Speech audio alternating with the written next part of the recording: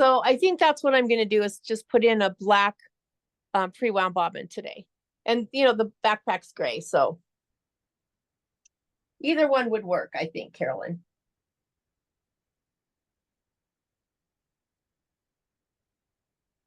And the countdown starts. A couple more minutes.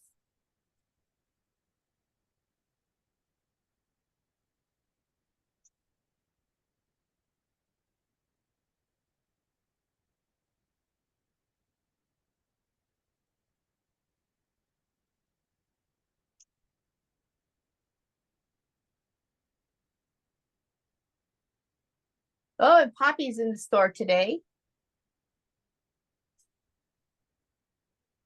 She's Miss Sassy Pants.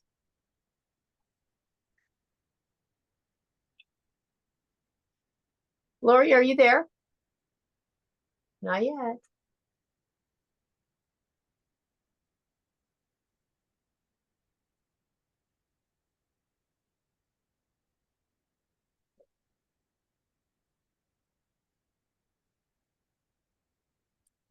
So I worked I worked from home yesterday working on some upcoming classes. And so I did the stocking for the digital dealer for next month. I think, yeah, November. No, yeah, it's for November, not next month. It's a freestanding lace one, and I'll tell you what, it is the cutest doggone thing.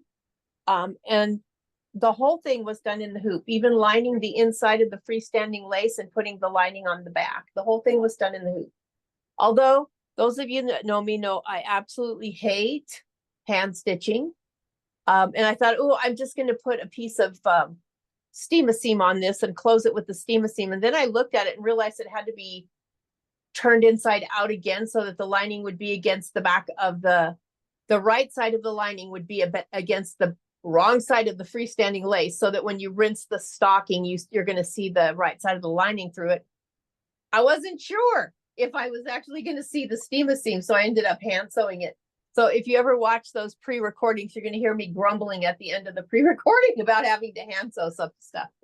But it really came out cute. I did the 6x10. I think that so I envisioned the 5x7 hoop is not that much smaller than the 6x10, but you know what? A gift card and some candy canes gives you a complete Christmas present. So I like that. All right. We're going to go ahead and get started. I'm going to reverse the camera and we'll go through the supply list. Let me move the hair a little bit, and we'll go through some of the things I put on the supply list.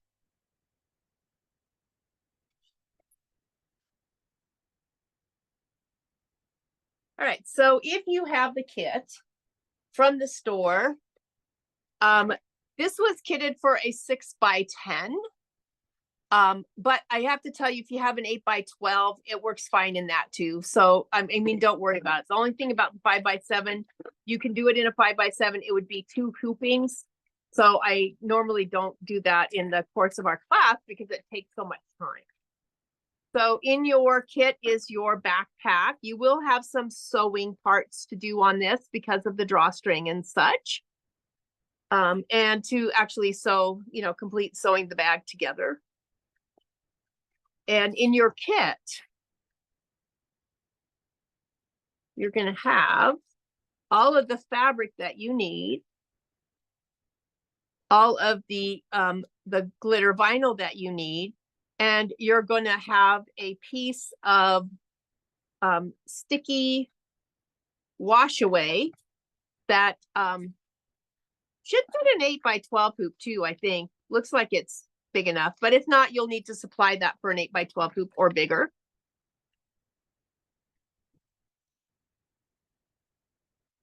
And then there's only 2 colors involved, black and orange. So mine are obviously Black Glide and Halloween Glide, because how appropriate is that color shade, right? It should be Halloween, right? And then today I used a black pre-wound bobbin in the machine. I think on the supply list that we sent out, I put a white pre-wound bobbin. It doesn't matter. You won't see it, but I just felt like black would probably be better. And normally if I use a lot of black thread in any project, I use a black bobbin, because it just seems like for some reason the black is the worst about seeing those little polka dots of white bobbin thread. So and then we have, that's it, wash away sticky stabilizer, paper tape if you need it. Some of the things that I found handy were I have a heat erasable pen for marking after we get done stitching. I have snips, and I have the double curve. These are always my favorites if I have something that I need to be able to cut all the way to the point with. So I love my double curves. I use those more than anything else. But if I have something like the letter B has that notch in the middle that has to be kind of a sharp notch, I really like these because they're really sharp at the tips. Just in case, I always have a pair of hemostats handy. This requires a little bit of fray check. If you have that, you'll need some sewing thread, although a lot of times I'll say, I don't worry about it. Just sew it together with the embroidery thread. It'll probably be strong enough. This is a backpack. If you intend to give it to a kid, I would say please sew with sewing thread, because it's going to be a lot stronger, and kids tend to overstuff things. And I also have some little nippers with a corner on it. And then I like to tear my stabilizer. I like to score it with a seam ripper. It's up to you whether you like to score with, you know, a pair of scissors or, you know, a T-pin. I mean, something sharp that you can, you know, draw an X to get that stabilizer to peel back. And then I have a couple of different rulers here that I grabbed, because we will have to, this is a 4-part project. So if you look a little bit ahead, you'll see that we have to make some lines at different intervals, whether we're doing the 5x7 or the 6x10, and mark it. So, and that's so that we know where to fold it at. So it's kind of important that you have something that you can see when you mark it. And you'll also have placement lines. You'll also need some ironing stuff, as usual, most of the time. I'm going to give you a little hint yesterday. When they tell you to peel, this is actually regular heat transfer vinyl, which means that the top that you're peeling off, when they tell you to peel the top off, is actually the carrier sheet that you can actually press on.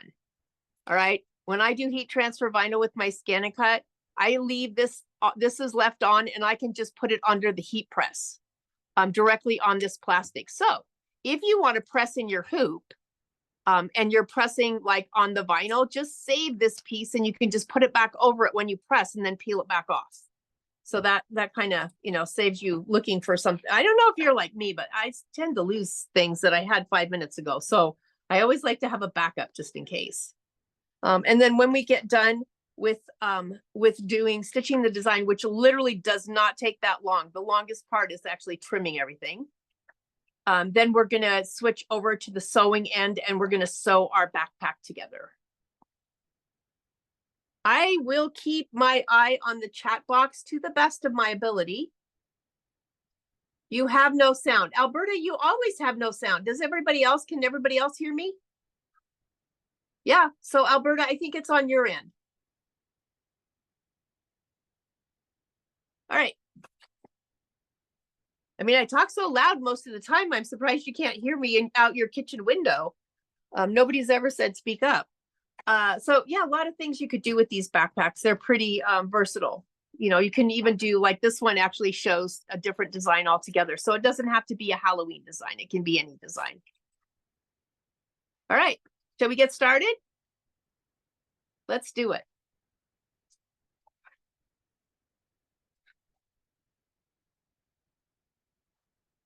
All right, so I'm going to follow each of the steps. So if you like to follow along, I'll call out, like we are on step number 1. That means the gray boxes, that's a step. I will say we are on color stop number 1. That when we have thread, you're going to see that the thread has a number above it. That's the color stop that's registering on your machine. And then I will also add, we are at the bottom of page 5, just so that you can kind of stay along and you don't feel like you're getting lost. All right, let me move all of the hoodies out of the way here.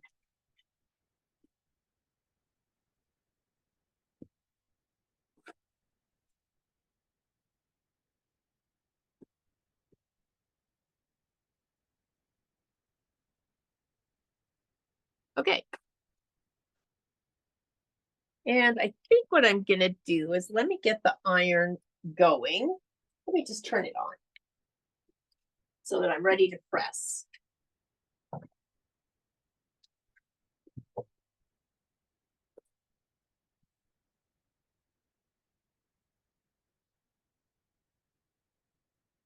I'm using the 6x10 hoop, but you use whatever hoop is your hoop that the size of the design will fit in.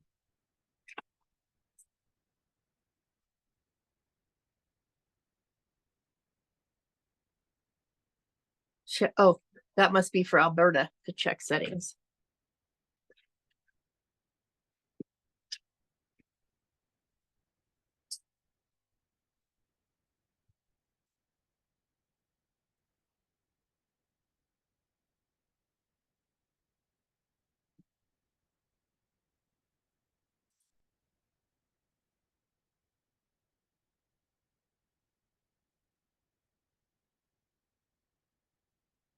So I'm using the back side of my seam ripper, and I just do an X marks the spot.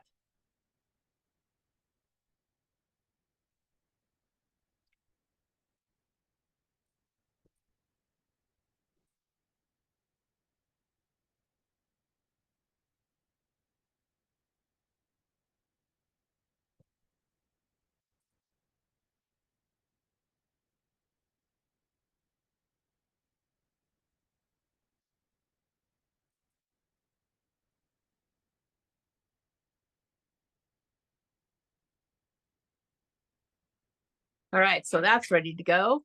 I can set this aside and grab the backpack. We're just going to do these markings now. We're going ahead a little bit. We still have the actual placement mark to stitch. I see that, but I don't want to keep bouncing the camera back and forth. So we can actually do this right now.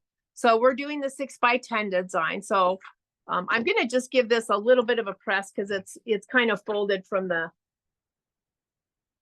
packaging.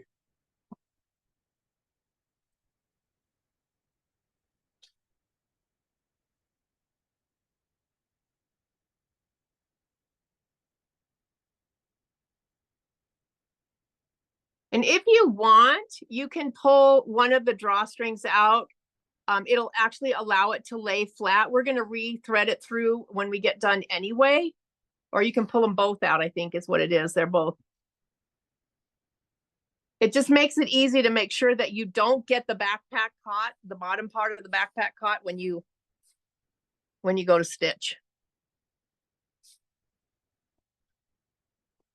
So there's one end. And then let me pull this from the other end.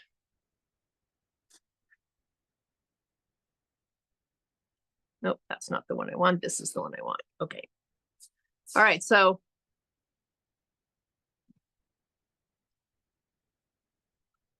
I have one out and one part way.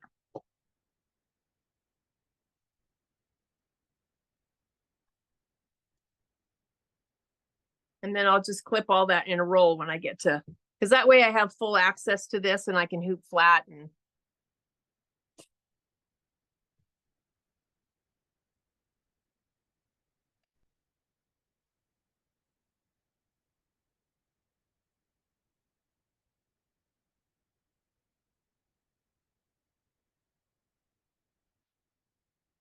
okay, great, Margaret, thanks. Usually we try to accommodate for that because not everybody has a 6x10. If you have a machine that 6x10 isn't the largest hoop it takes. So just so I measure correctly. And don't be alarmed. Your backpack looks like it's stitched crooked on the side. It isn't. This is so that this side stays out and you don't sew the drawstrings together when you sew the sides. So it's supposed to be that way.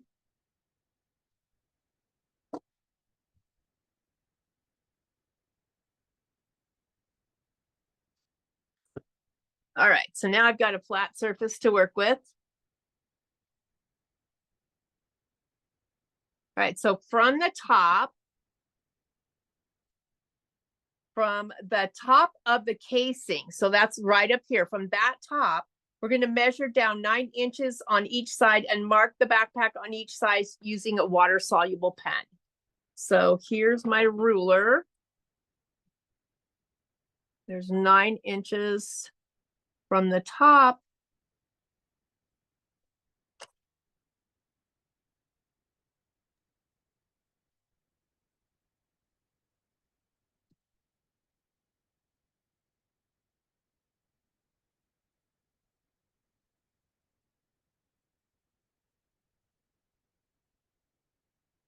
And I made a mark.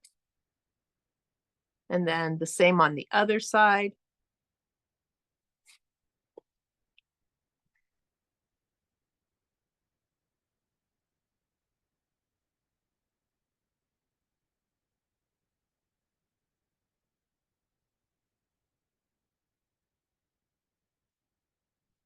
And then just to make sure that I've done it correctly, I always like to place the ruler edge to edge and see if it looks straight.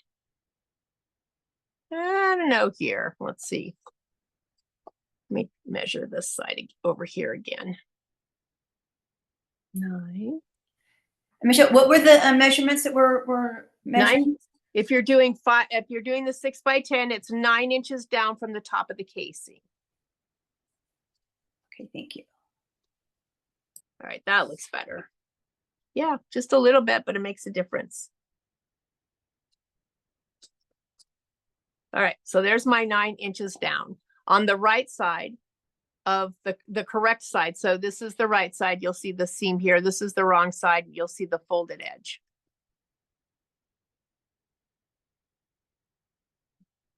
All right, so now we're going to go ahead and back up a little bit because we need to actually sew out. Let's see, if we need to fold it, we can do that too. We can have it ready to stick down. Let's see. Ooh, yes.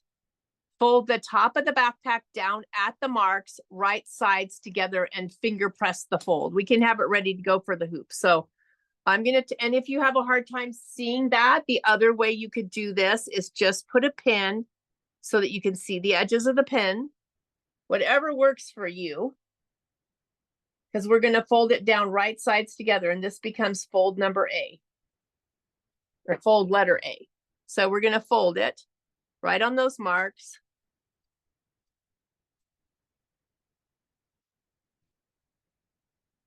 All right, so now I'm looking at, this is the wrong side. I folded it down right sides together.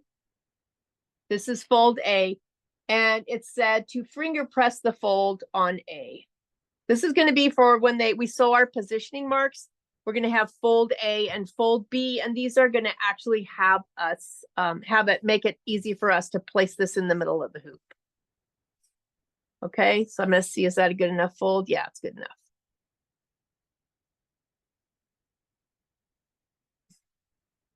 This is another reason why I had you take the strings out, because now if you had it still together, this next part's going to be hard to do. All right, so now we're going to fold the backpack in half lengthwise, matching the sides. So I'm going to take this in half now and match those sides. So I'm matching my pins together up here. That was my measuring 9 inches down. That was my fold A. And then I just fold it in half this way, and that's my fold B.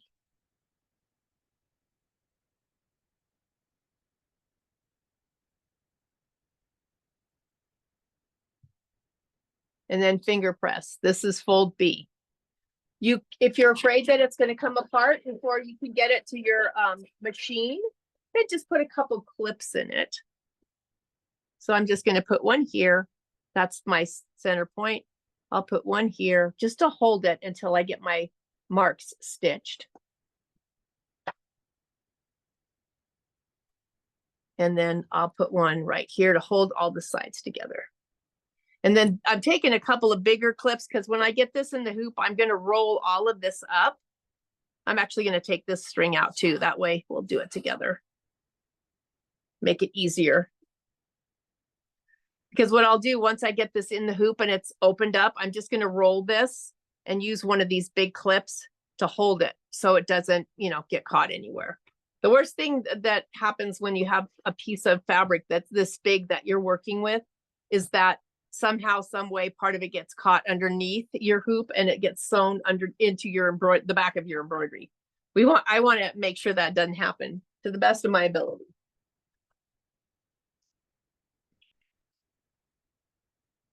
All right. So grab your hoop, grab your folded backpack, and I'm gonna turn the camera off for just a minute because I don't want to make anybody nauseous, and the swing from over here to the machine is a ways. Lori, are you there? I can hear her laughing. All right, bringing you guys with me.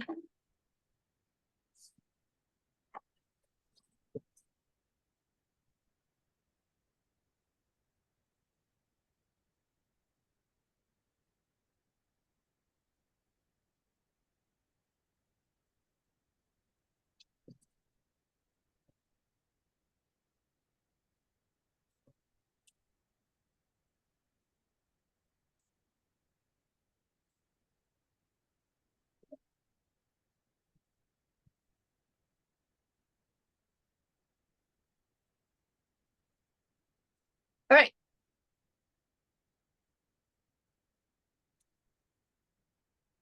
Okay.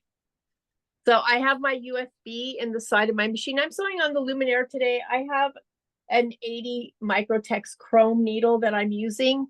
It's usually one of my favorites, unless it's really, really sticky stabilizer. And this isn't really, really sticky, only kind of sort of sticky. So I'm going to stick with that. And I have a black pre-wound bobbin. I'm going to go ahead and bring my design up. So I'm going to access my USB. We want, if you have all of them, oh, this one isn't an event one. So we're going to look for, where's my happy as a lark cookie? It's Miss Joy. Where's Boo?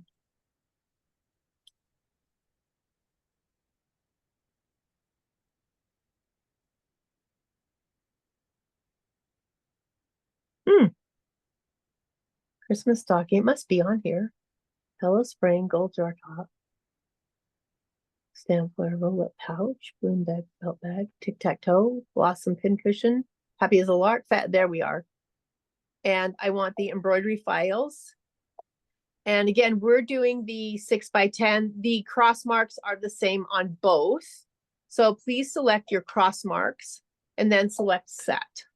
And normally what I do is I just look and see what is the first color that's going to be sewn when we actually have to sew something, because that way I don't have to change the thread twice. So I'm going to look ahead, and it looks like we're going to be starting with black. So that is the color I'm going to thread with to do my positioning marks. The positioning marks are on the stabilizer. So when you wash the stabilizer away, the positioning marks go with it if you're worried about that on the inside.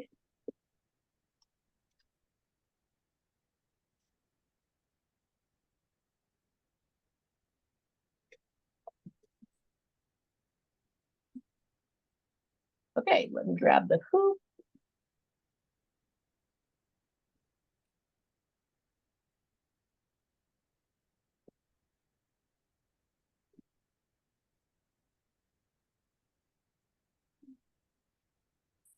And then select embroidery.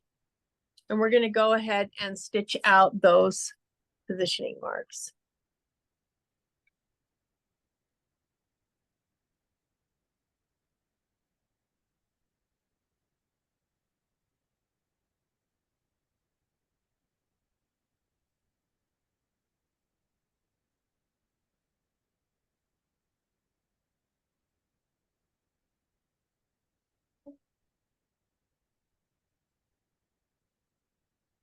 All right, I'm going to try to do this on the machine so you can see it in relationship to the hoop on the machine. Grab your backpack.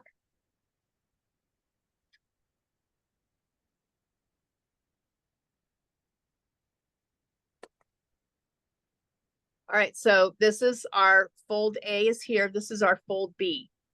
Make sure that your fold B is pointing towards this line because that's the one where we're going to open it up this way, that way. So fold B, all of the excess should be in your lap. Fold B is going to go right on this line here. Stop moving, you little, oh. You know what? I have to pause the camera for a minute because the arm's about to fall off the table. So let me just fix that now.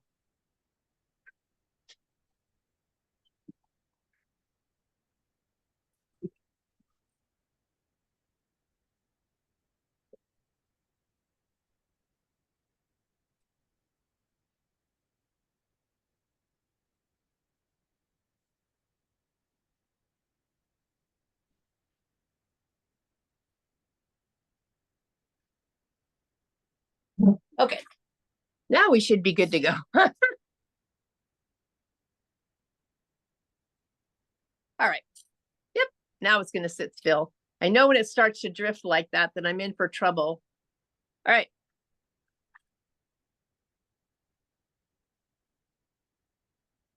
I'm going to go ahead and go incognito so you're not looking at the side and the back of my head. All right. So I'm going to put side B. Here's my open fold where my zigzag, my serging is. That goes towards the inside of your machine. This goes on fold B. And the top aligns with fold A. Open it up.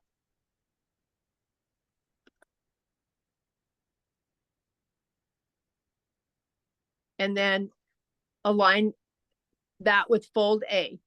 All right. When you bring it up, it should be the short end, not the long end. The long end should still be in your lap. And then smooth it out. Now, what I like to do to make sure I've got it on there straight is I'm going to fold up a little bit. So I'm going to just fold here and peek. Yep, there's my fold line. There's my my crosshair. So that one's good. Let me look at the top one.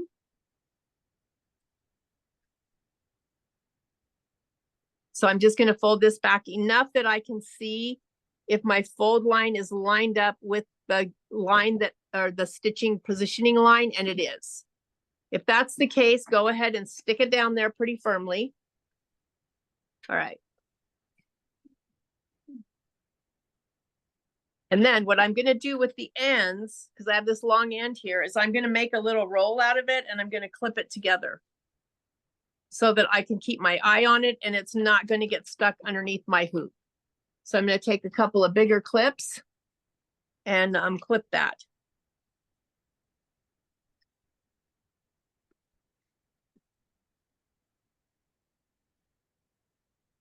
All right. So this is what you should be looking like. The top end of your backpack should be sticking up there. Your folds are placed on the positioning line that we just did, and the long part of the backpack is rolled up and out of your way.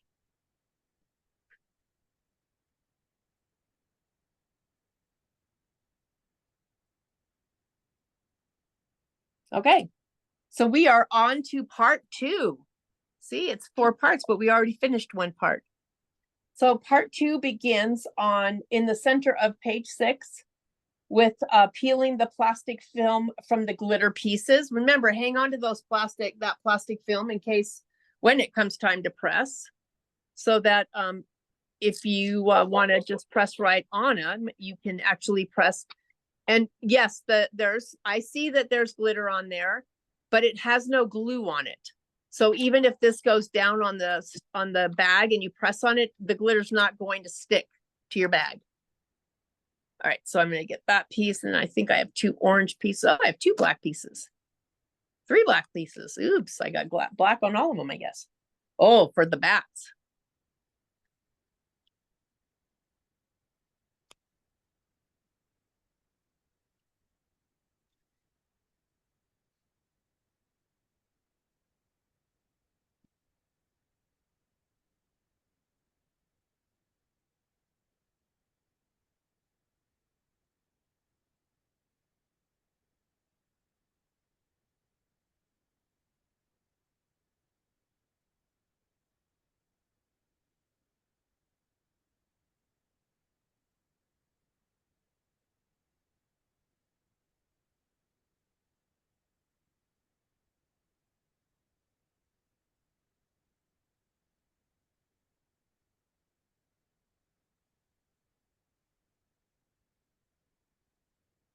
I'm going to throw away the smaller pieces because I can always use one of the bigger pieces to press with. I can use it over and over again.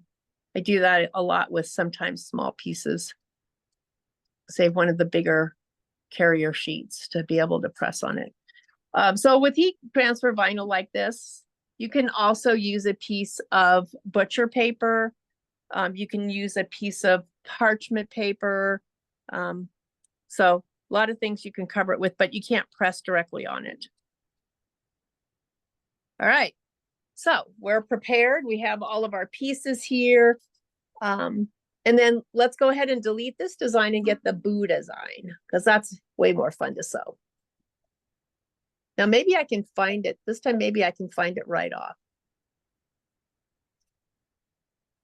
Look at that. Again, we're doing the 6x10. If you're doing the 5x7, it's here. But we are doing the 6x10 in class. And I'm going to select set. All right. So I want to show you the backpack again close, because this is what they call a raggy edge applique. So I don't want you to think that your machine's not sewing correctly. If you look at this closely, there is going to be, these are all raw edges. It's a raw edge applique, and the stitching does not line up intentionally. So, you know, you're good to go. The pumpkin is lined up. It's got its, but on the letters, it's kind of offset a little bit.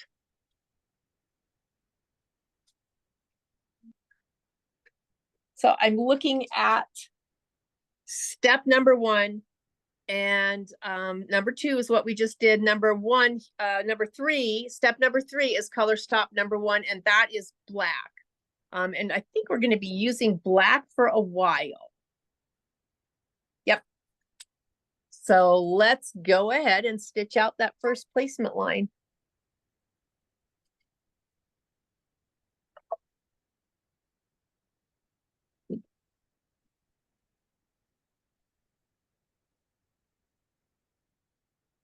I'm going to kind of put the camera here, and then maybe you can see both the screen and the stitch.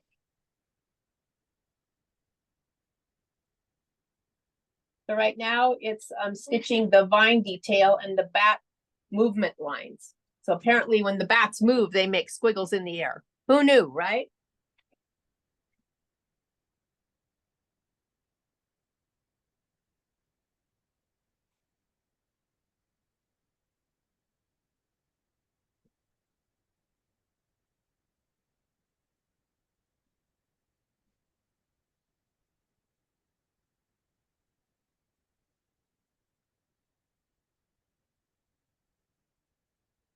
Actually, I don't think we're even changing thread until we get to the orange bats.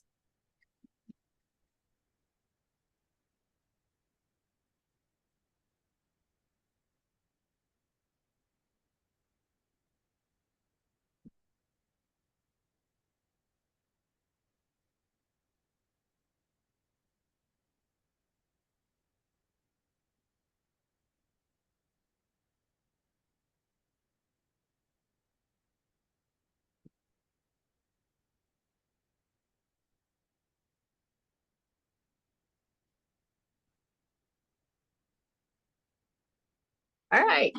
So now we are on step 4, color stop number 2, which is the stem placement line. Again, it's done in black. So we're just pressing go.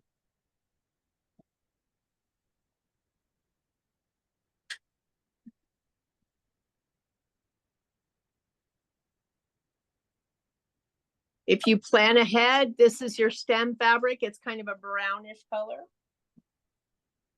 So we're going to place the stem fabric right side up, covering the placement lines.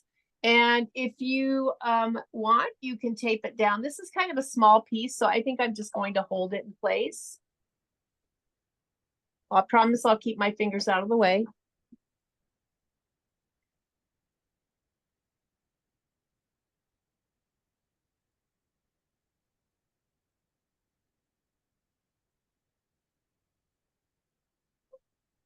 All right, so now we're going to trim fabric as desired, is what they say. But I always like to remind you at this point that this is a raw edge applique.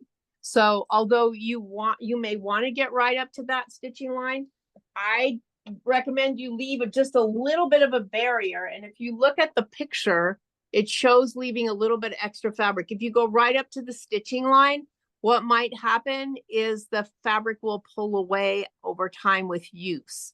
So although we want to be kind of neat and tidy, we want to be neat and tidy a little bit away from, I'm going to try to do part of this on the machine bed here so I don't have to keep moving the camera. So I want to just give a little tiny bit of space. And this is what's up to you. I usually aim for about 1/8 to 1/16 of an inch on a raw edge. And I try to kind of keep it even.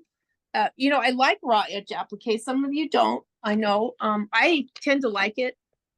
And I think that it's kind of fun when it actually has enough fabric left behind for it to fray a little bit, gives it a little character. Oops, that's a little too much. Let me get in just a little bit closer.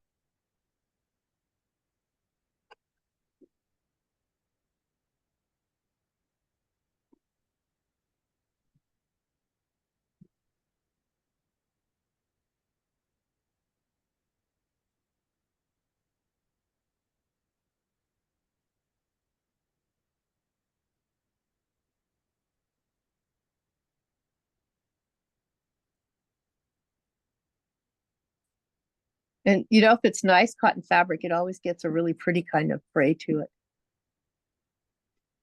I know sometimes fray's not pretty, but this time I think it is.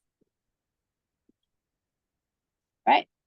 So you have completed step number 7. Go ahead and look at page number 7. And the next thing to stitch, as you can see from your screen, is going to be the outline for the letter B.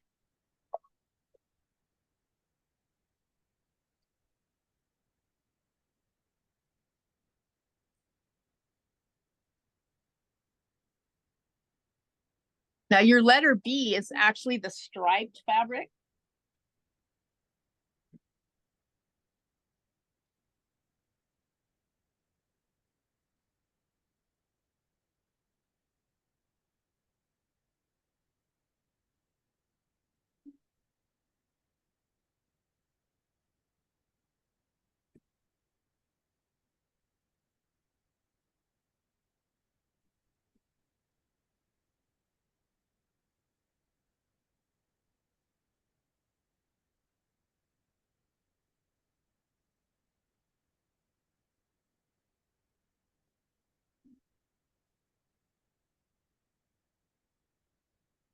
All right, so this one I am going to tape, and I'll tell you why, because it's striped. I may like raw edge applique, but that doesn't mean I want my stripes to be crooked. So, let's see if I can position this so that you can see. All right, so my fabric has a stripe on it. From the wrong side, I can see the stripe, so I'm going to make a little finger press in there. Not a lot, just a little bit. And then I'm going to set that down right on that B line and open it from there, because that way my stripes will be straight. So again, I'm just looking at the back of the fabric and you can see the stripes. Just taking a little bit, fold. And if you fold too much, don't worry about it. Just take it off. Make sure you're covering the front of the letter B is what you're looking for. All right, I'm lining that up with that stitching line. And I'm going to look here, make sure I got plenty here. I'm good all the way around. So I am going to tape this so it doesn't move because it's stripes.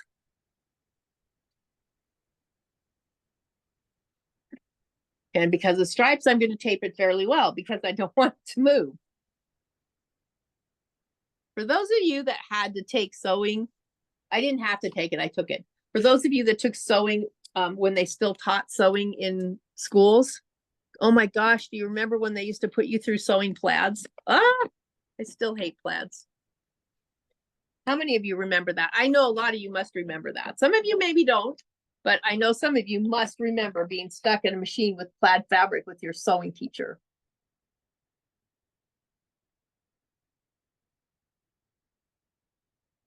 Okay, so now I'm completely taped in place, and now I'm going to run my letter B.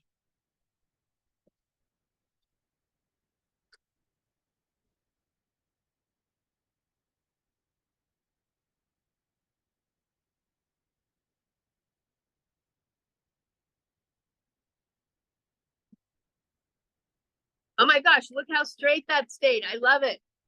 The stitching's going right down the black part of the strike. I couldn't have timed it better or placed it better.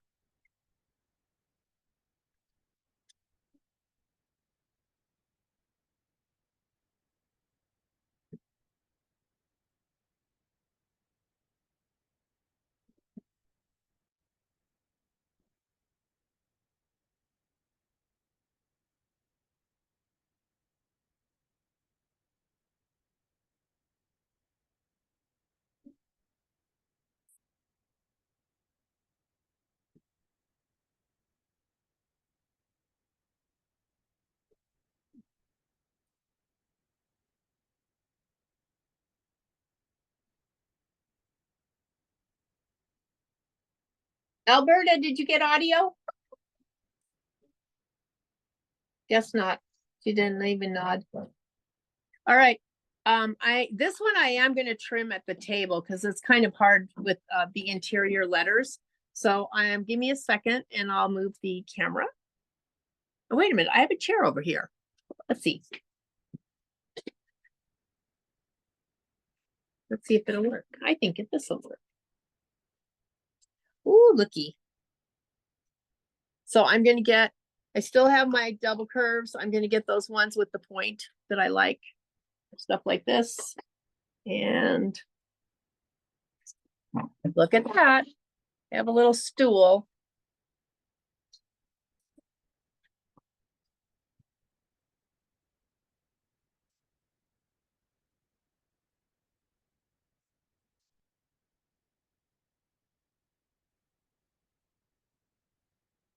Get those linty pieces off.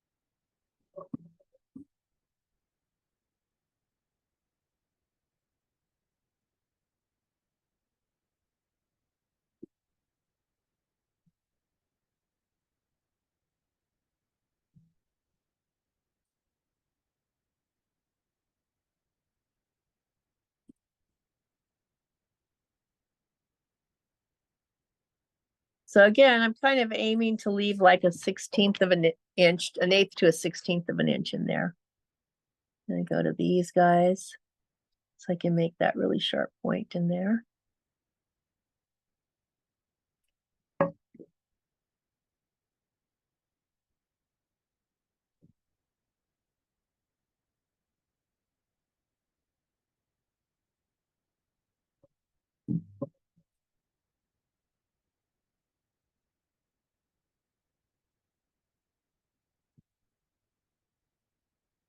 All right, so I'm gonna use the point of my scissors to kind of poke a hole in the middle of the letter there and just barely grab it. You have to kind of lift it while you're doing it and then make a snip. Or if you have these pointy scissors, you can do it with that too. Just make sure you don't push too hard. You just want to make an entry and exit point, an entry point for your scissors. Not cut a hole in the backpack.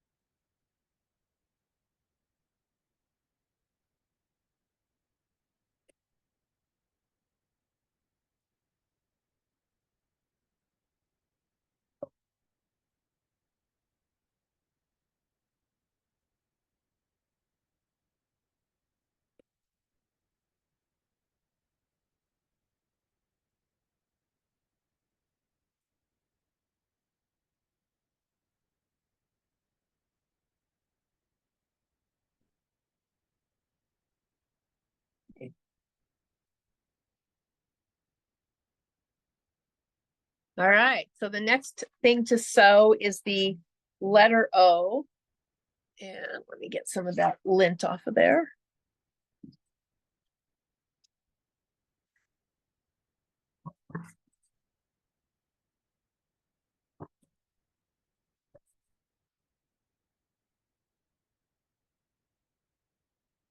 All right. Going back to the machine. Oh, I like this little table.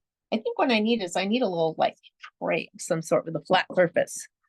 I mean, this is flat, but it's round. I mean, like a square surface maybe.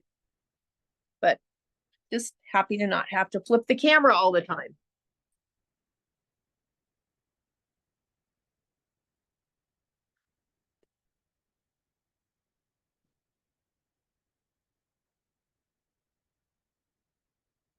How's everyone doing? Yay!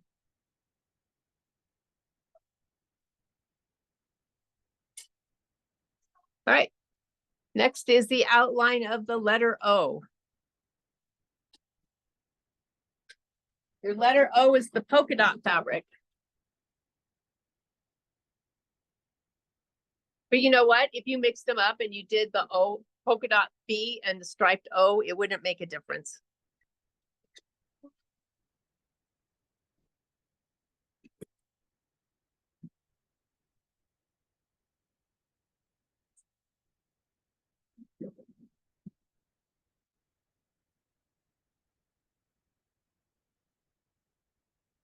Oh no, Donna.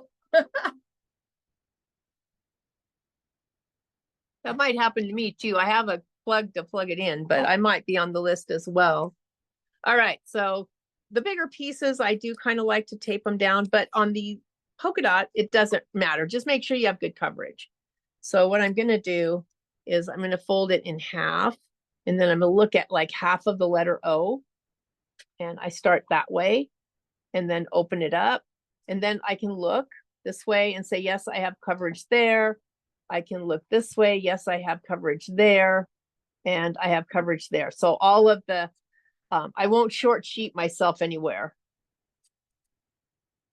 So for raw edge, really for any applique, for me, I like to have, if I'm going to hand cut it and I'm not going to have the ScanNCut cut it for me, I want to have enough that I can actually comfortably grab it and hold on to it, because that just makes it easier to cut that way. All right, so what are we on? We are on color stop number 7. And we are on step number 13. Then we're gonna, well, actually we're on step 14 because we're sewing the tack down lines, and then we're gonna trim.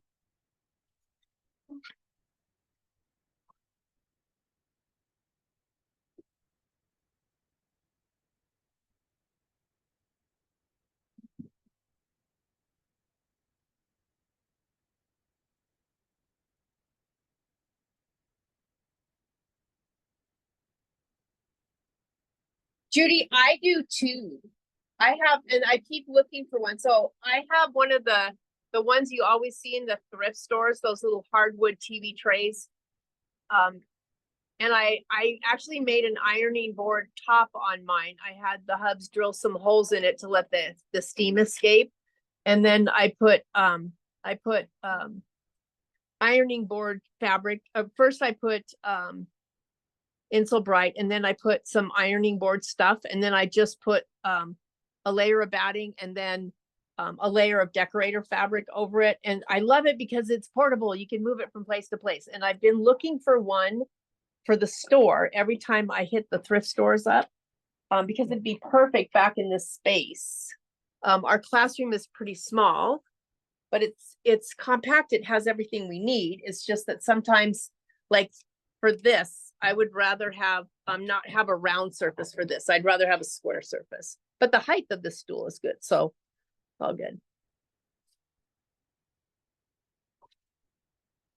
I think a lot of the sewing guilds and a lot of the quilting guilds had classes or had little sew-alongs that to make those. That's how I got mine. My friend Jen quilts a lot, and she's like, I want one of those. I was like, I want one of those, and so she's like, okay, here's how you're gonna do it. So I think what I'm gonna do next time though, because there's always a next time, right? I get bored of the same fabric after a while. So I think what I'm gonna do is make a top that's like removable so that I can A, wash it, and B, when I get tired of it, I can just make a new one without having to replace everything on the, because everything's stapled to the back of the table. So it's not easily, the tray's not easily removable. Because, you know, there might be the next Tula Pink fabric that I like better than the Tula Pink fabric I'm using now.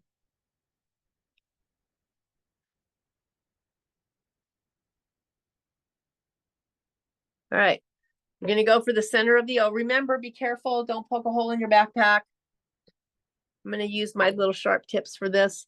Just gonna kind of go in sideways, lift it up, and poke a hole.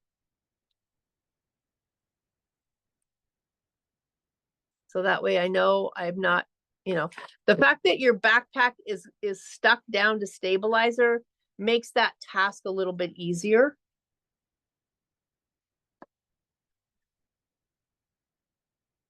I love how Kimberbell thinks of everything.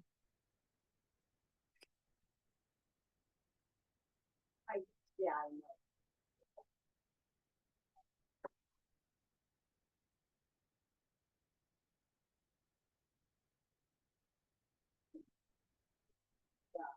Okay. We are on to the pumpkins. Oh, yeah.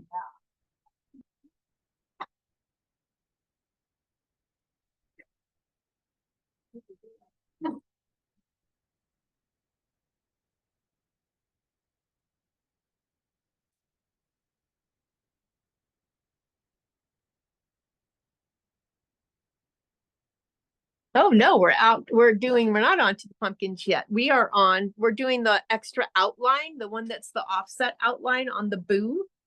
So we are on step number 16, color stop number 8. It's going to sew the outside lines.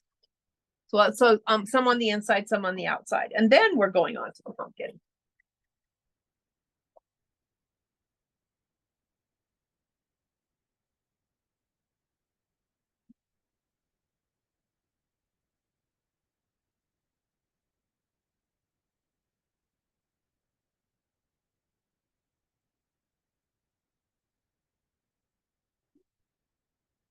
Oh yeah, Donna, drawstring would be great. But I think I'm gonna do it the lazy girl's way. I think I'm gonna do mine on the serger with the elastic foot so that I can just, you know, pull everything in with the elastic and then just have, you know, so it'll look like a shower cap for my ironing table.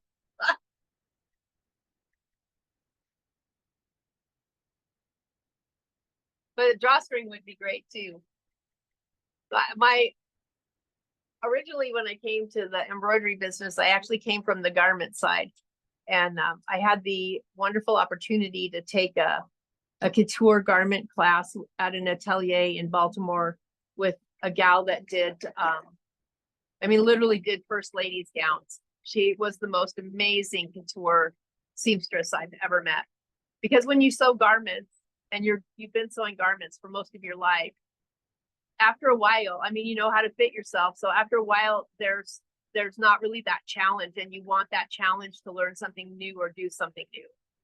And that was like one of the most amazing classes. For the girl who hates hand stitching, I actually put in a beaded invisible back zipper. So each stitch had to be exactly the same measurement because each stitch had a bead on it. So, and I still have that sample. But one of the things she told me early on, she's like, okay, you know, you won't have time to do everything. So decide what is couture and what is costume. So is it, you know, so translated roughly, is it a gown for the first lady or is it a cover for the ironing board? There's a sizable mat that, not as fun creating your own. Well, I'd still probably want a cover for it, Margaret, but that's a great idea. If you know where they came from, you'll have to let us know. Okay, next, again, we're still sewing with black thread, but we're doing step number 9. No, yeah, step number 9, color stop number 9, step number 17. And that's a placement line for one of our pumpkin pieces. Yeah, those wood trays are pretty easy to find. And it's really a very nice size. My only thing is I'm tall. I wish it was just a little bit taller. I mean, I'm tall enough that if I had to use it for a TV tray, it wouldn't work for me. All right, let's see which one we're doing. So we're doing the outside. So let's see. Here's the order of the fabric. So we're doing this one right now. So that's this fabric.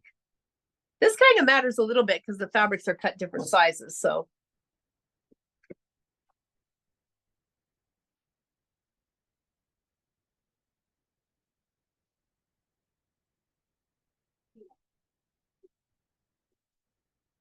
okay, I've got the bottom half covered. Let's flop that up. That looks pretty good. This, again, this is kind of got a pattern that's kind of should be somewhat straight, but I don't have a straight line that I'm working with. So I'm just going to eyeball it. Not as much as I would eyeball for the letter B.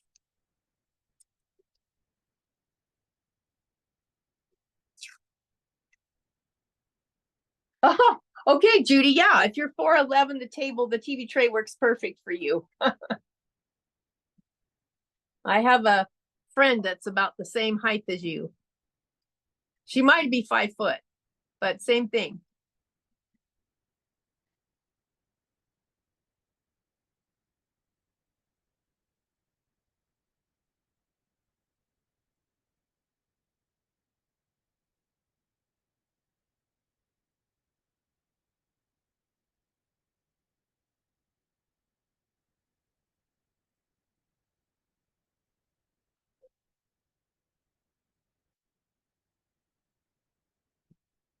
Okay, I'm going to just trim this one on the machine. Should be easy enough.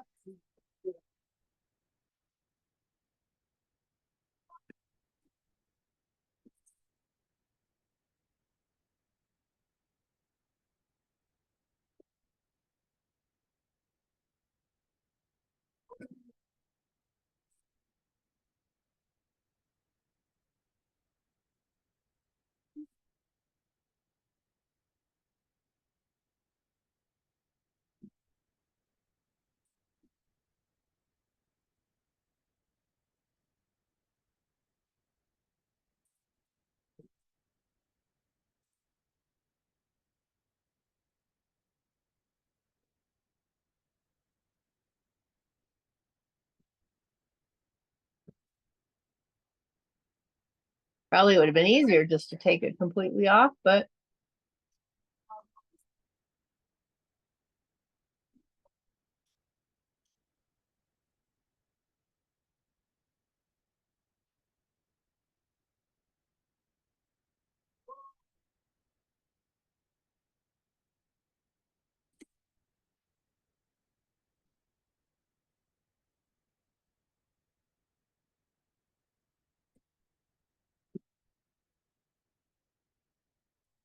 all right, so we're doing the left side fabric this time.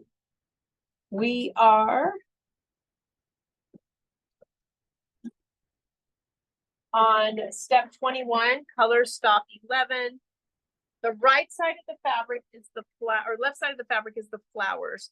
Your stripe is what's down the middle, or your chevron, or whatever that is called.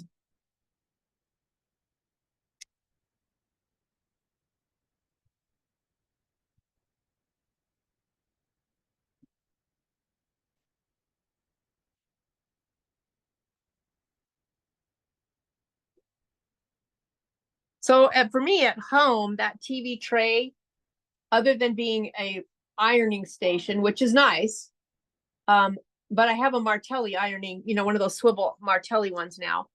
That is actually what I put my scan and cut on, because I can send designs right from my Luminaire to the scan and cut, and then I can cut it. If the scan and cut's right there, it can be cutting those pieces while I'm actually sewing the placement line. So that's, mine is usually set up that way. So the tray is actually a good size for that as well. It's perfectly, the scan and cut's perfectly balanced on it.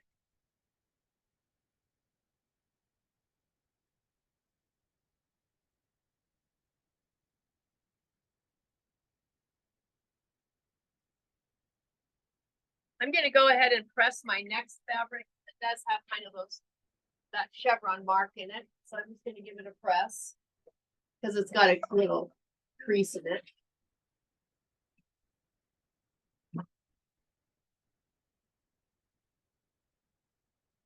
Let that heat up just a little bit. I'll trim.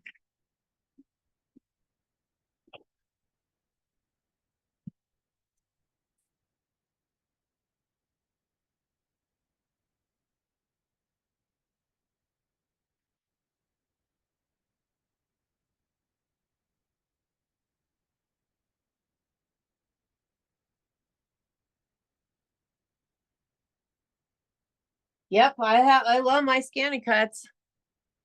Right now I have 3 of them, but that's going to change at Thanksgiving. I'm bringing I still have a ScanNCut 650, which is non-auto blade, but it is wireless. So I'm bringing that one to my granddaughter over Thanksgiving because I can set her up with Artspira. She can hook the ScanNCut to Artspira. She'll have all those free designs to cut and play with. So I'm parting with that one, but I still have my 230. And the amazing thing is, I have all 3 of them connected to Artspira, so I can send virtually to any one of the 3. Although I can't remember the last time. I think the last time I had 3 going was for a huge craft show project. And you know what? It wasn't even for sewing. It was for the hang tags for everything I was selling at the craft shows. Had cardstock on all of them. But yeah, so I don't use the 650 very often anymore, but she will have a ball with it.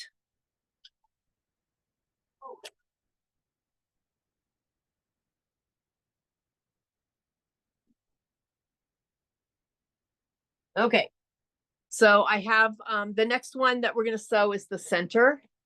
And I have this pressed. I'm just going to give it a little fold in half.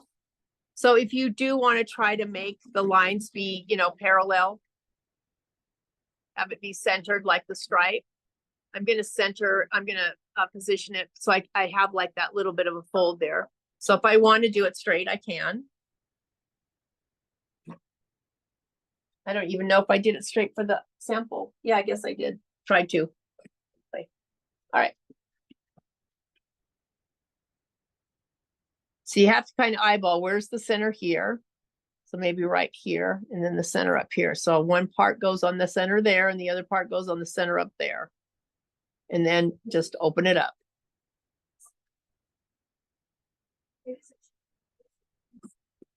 And then tape so it doesn't move.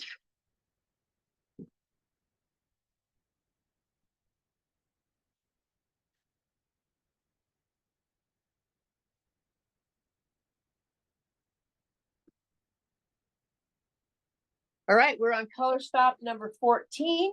Ooh, we turned a page. How about that?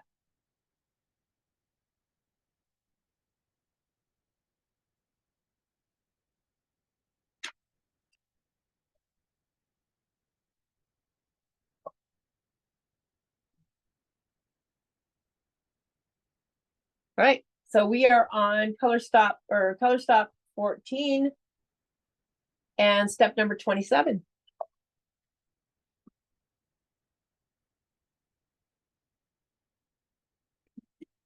So in the directions, I want you to know I didn't skip a step unintentionally. It says optional, but the left pump and tack down line, apply fray preventative along the tack down line and allow to dry. This section is going to go over the top of it. So it's, applying fray check to arrive to applique. Once you start using it, it doesn't really matter. All right, so we're going to trim. Ooh, we're getting to his cute little face. That means we're getting to glitter vinyl. So this would also be a great design on anything for Halloween. You could use it on a flag for outside the yard. You could use it on a little treat bag.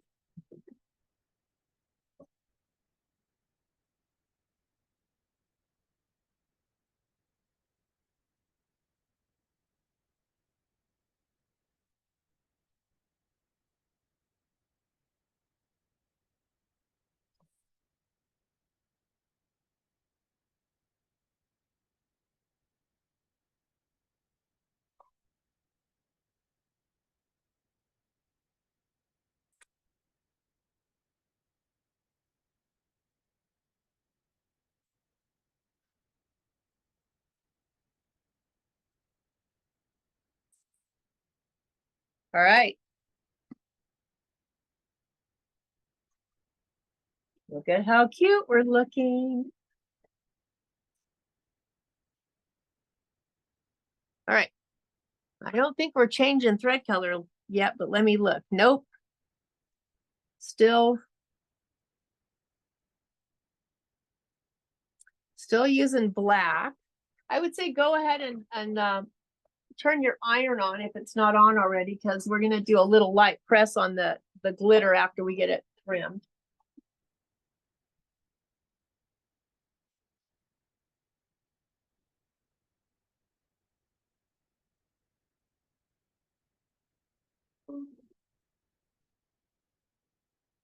You know, I don't put it on high with glitter. So there's several apps you can get that are out there that tell you about the different types of heat transfer vinyl. I would say maybe in between medium and high if you have a dial, Margaret. If you don't have a dial, just put it on medium. If you do a lot of stuff with heat transfer vinyl, it's really almost beneficial to get a small handheld heat press that doesn't have holes in it. When I do the heat transfer vinyl classes on the scan and cut, if we do like a big design with a lot of heat transfer vinyl, I always tell people why I prefer a heat press over an iron. Because when you turn your iron over, there's a bunch of holes in it where the steam comes out. Everywhere those holes are, you're not getting the even amount of heat on heat transfer vinyl. On a project like this, it's not really, it's not really necessary because obviously the pieces are small and we can move our iron around. But if you do a lot, you will really appreciate having a handheld press, and you can get them in a lot of different sizes. I have a tiny one that's like, I don't know, 2x3 or something like that I use on hats if I want to put something on a hat. I have I think it's a 9x10 down here at the store for the projects that I do at the store. And then at home, I have a 10x12 Cricut. And then I also have a 15x15 heat press. You know, the bigger the slide t-shirts and stuff like that. And definitely if you're considering sublimation doesn't work with a home iron, because the minute you move that iron, you're going to ghost your image. So you've got to have like a regular heat press for something like that. But you know what? I thought of giving, at first when I got my heat press, I thought, well, I don't only need the heat press. I don't need the other ones. But I am going to take one to my granddaughter in Missouri when I go in for Thanksgiving, but I'm going to keep the other ones. The little tiny one and the one I have down here. I'll probably give her the big one.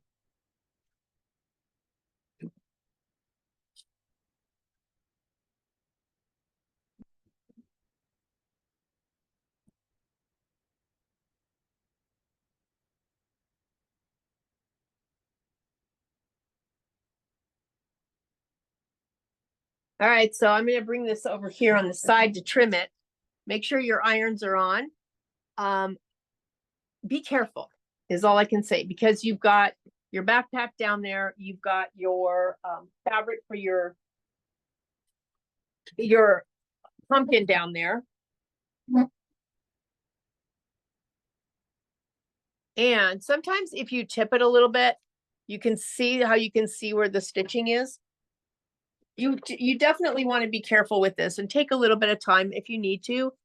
We don't want to cut anything. We've made it this far. And the same, I leave a little bit of an outline around the heat transfer vinyl. I don't go right up to the stitching. I think there's a tooth there. Yep, there is.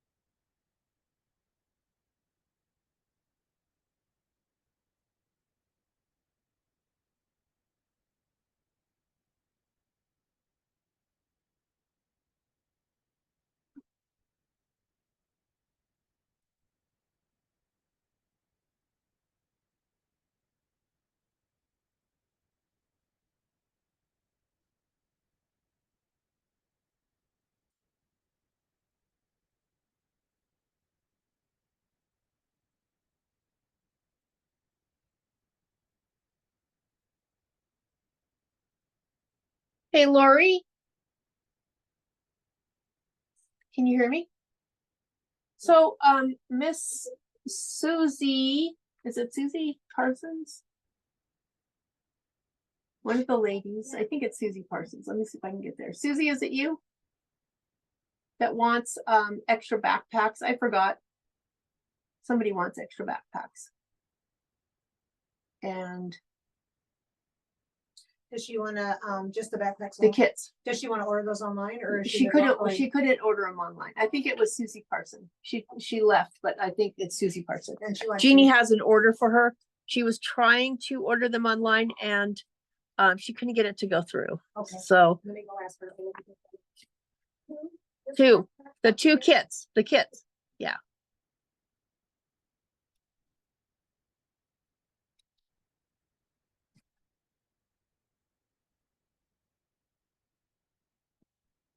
Where is the line there? Oh, here we go.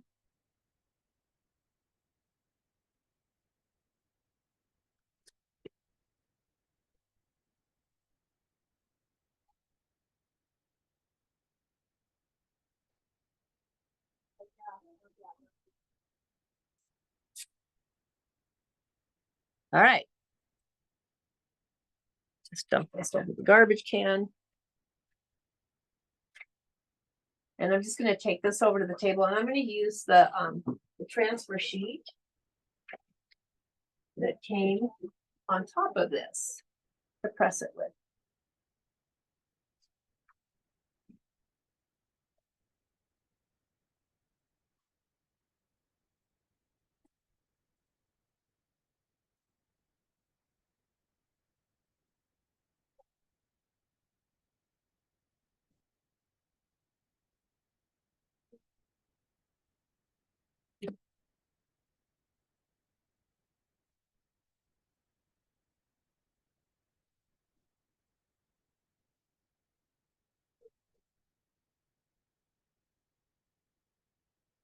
Right, so feel for the smooth side. If you look at, you should be able, the rough side was what came off of the glitter. That's not the part you want up. You want that part down.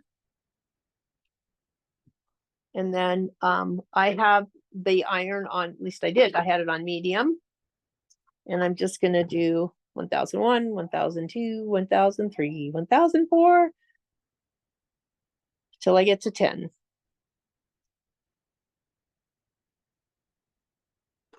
All right, see, comes right off, didn't leave any glitter behind. All right, so but that's what I'm talking about. If you, and I have a Panasonic iron, I love this iron, but everywhere those divots are, you're not getting equal pressure of heat on a heat transfer vinyl. All right, back to the machine. Let's see what's coming up next.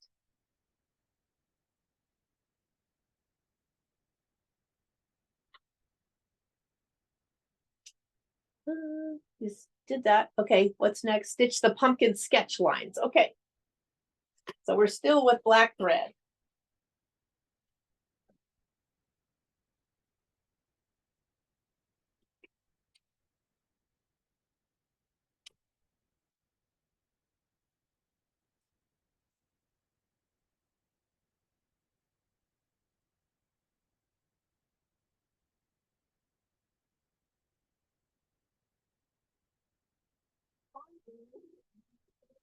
Boy, I'm sorry?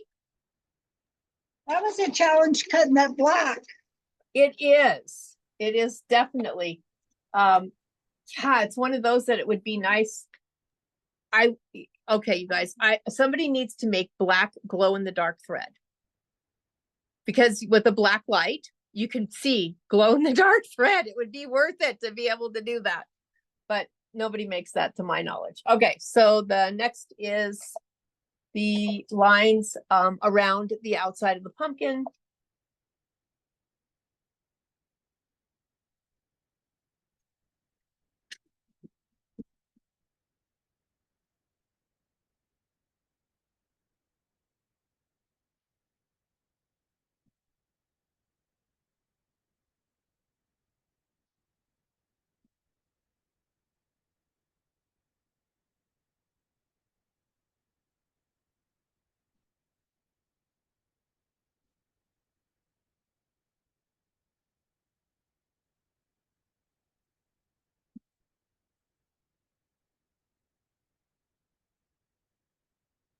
All right, so the next, guess what? We're still sewing with black. We're doing black bats now. All right, so we are on step number 34, color stop number 18. So you can do a little check on your machine up here if your machine gives you a countdown. And it's stitched the dark bat placement lines. Oh gosh, we're gonna have to tread bats with this too. This might be a time where you might want to use like dark gray thread for the bats. I think if I did it again, I probably would, so I could see it to trim.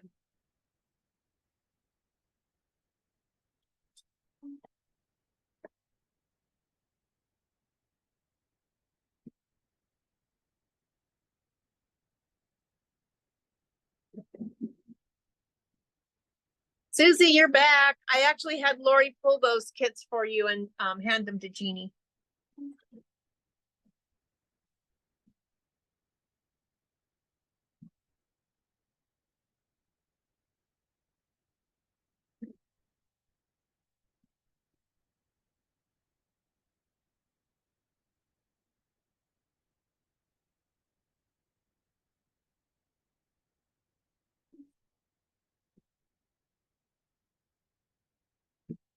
Are you going to use dark gray, Margaret? Yeah. Yeah, I think it's a good idea.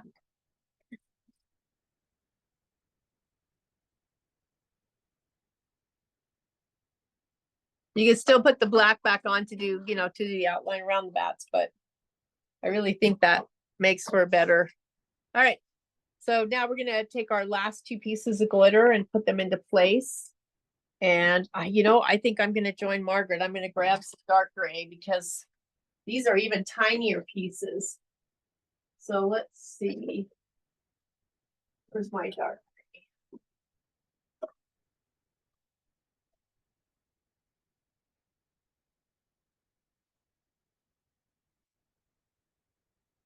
gray? Did I use it for something?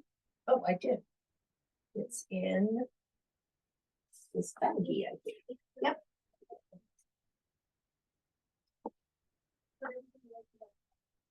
Well, not as great, as dark as I'd like, but it actually matches the bag. So I'm good with that. Then I'll be able to see to cut because these are really, look at those little teeny tiny lines. I'm not going to be able to see those. All right. So I'm going to take this one and tape it down into place.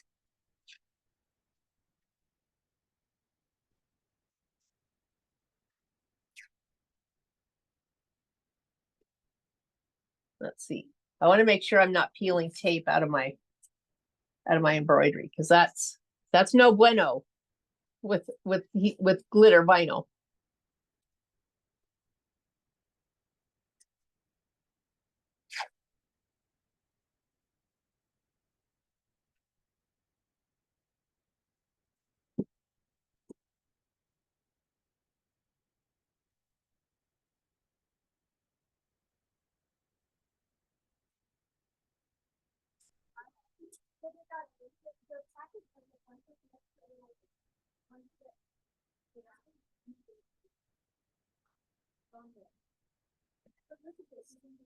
All right, let me just double check that I don't have tape involved in my, nope, not there. All right, then I am gonna switch out to the dark gray really quick.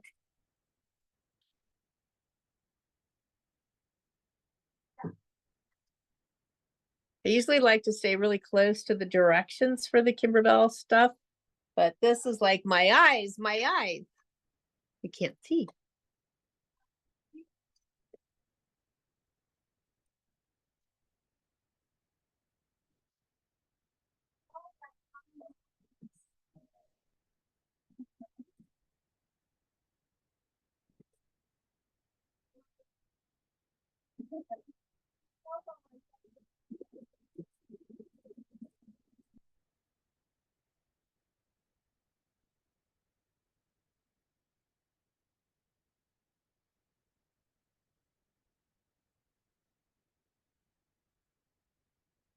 Yeah, it is, isn't it?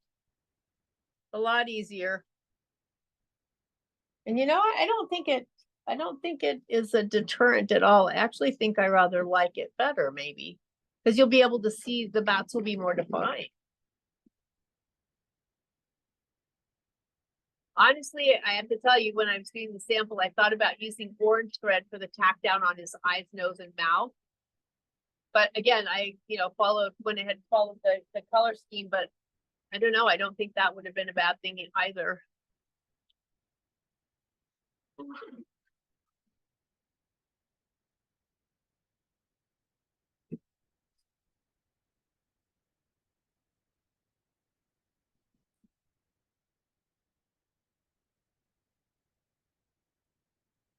And again, make sure your iron's on. We're going to give this a little heat set. Although, if you wanted to, the orange bats are really close.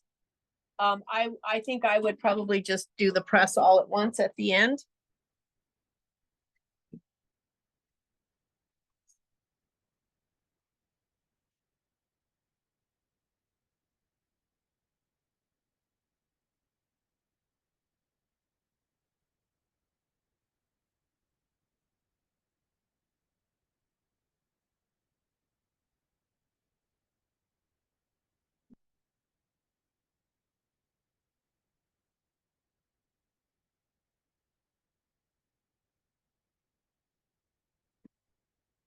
All right, let's get those trimmed out, and we're down to our last color stop of sewing on the orange bat. So we actually get to use a different color thread if you didn't already change thread for the bats. Oh yeah, look at how much easier this is to see.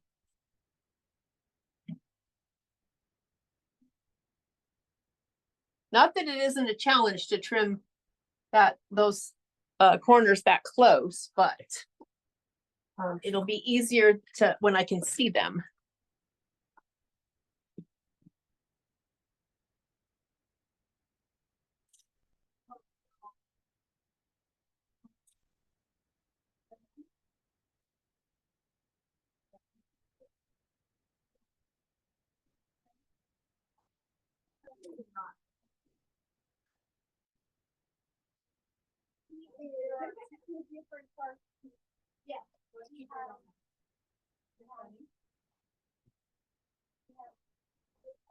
Little piece of cake.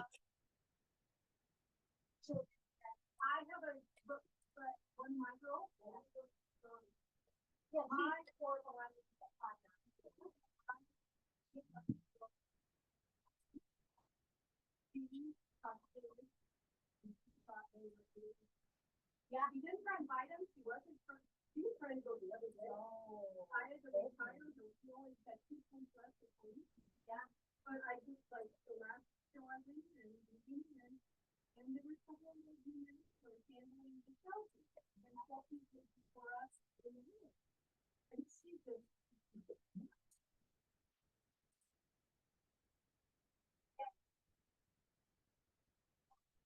So he brought them back.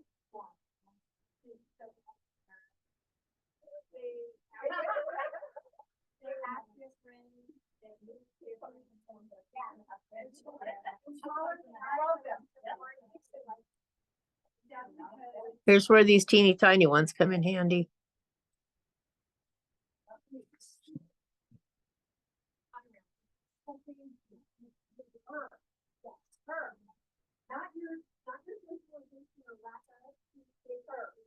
And then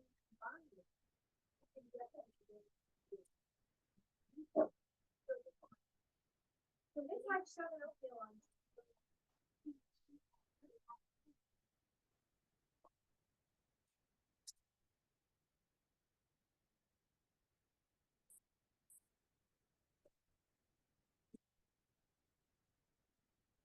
Now I have a girl.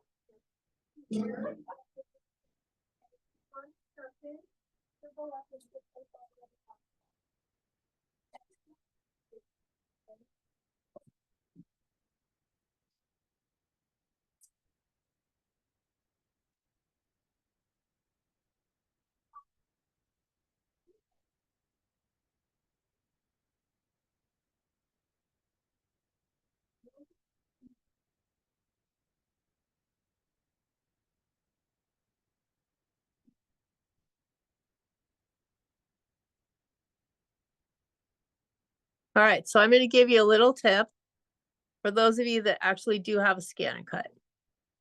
You don't need an SVG file to cut these things. If you have the embroidery design, the newer model of scan and cuts, like the 230, the 200 series and the 300 series, will read an embroidery design. So you can just pop the embroidery design out there, select the bats. There's a place that you can create an offset line so that you can cut the bats slightly larger and then stick the bats into the placement line rather than have to trim them at this point. So for small stuff like that, they really come in handy. It's not mainly not just for, you know, fabric, but stuff like this I would have pre-cut these.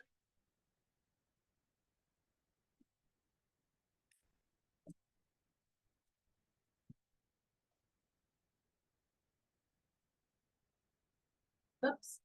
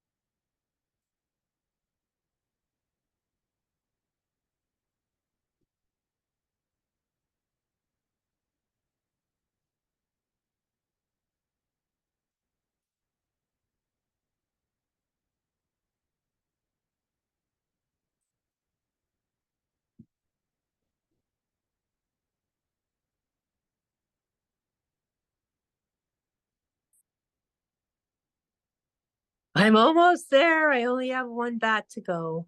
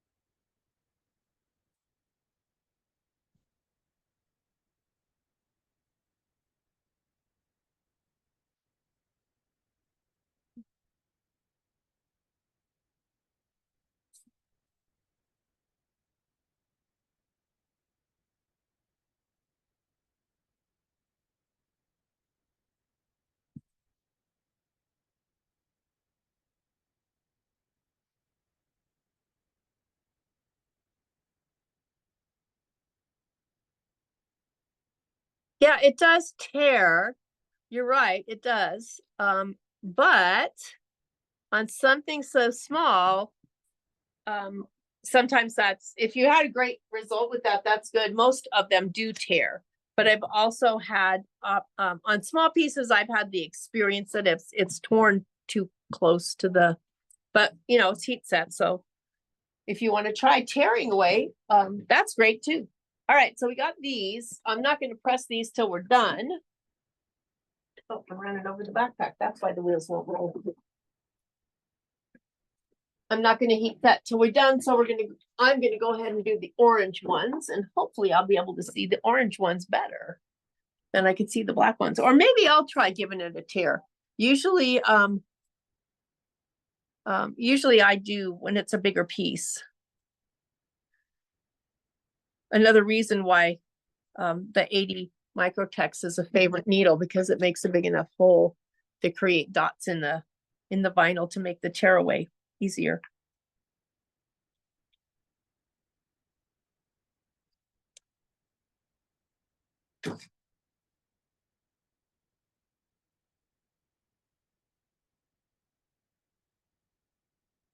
Okay, I saw you come back in, Margaret.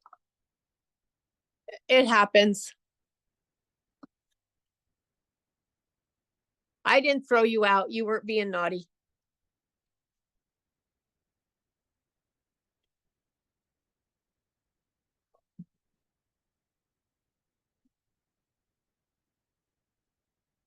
Actually, it's safe to say I've never thrown anybody out. So you guys are all safe. For now.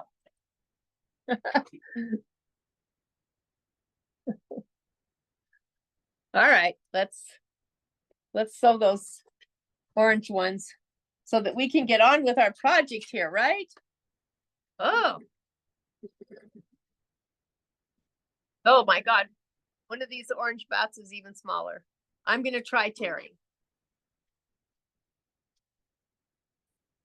So here's my fear. If I try tearing and it doesn't tear close enough, then I don't have an edge to grab onto if I want to try to trim some more. So I don't know.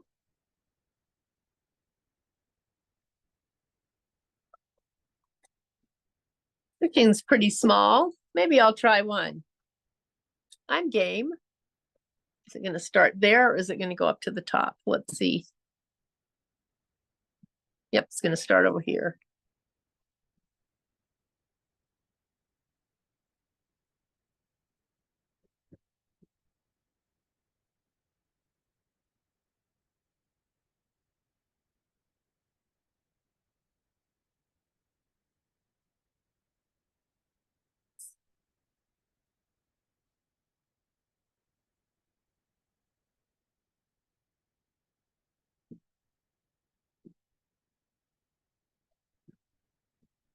I don't know. This one's so teeny. These ones are so teeny, you guys. I might have to tear.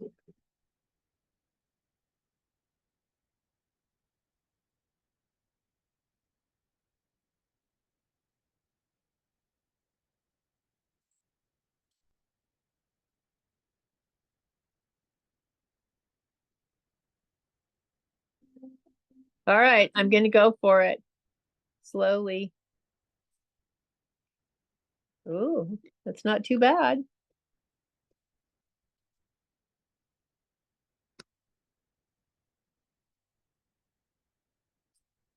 Okay, so I do have some to trim there. It didn't tear completely, but that's literally better than what I had.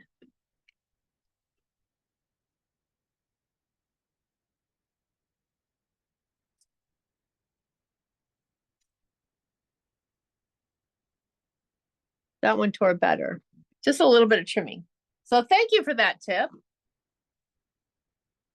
Normally I don't try that with the Kimberbell vinyl. Glitter vinyl. So still better, much better.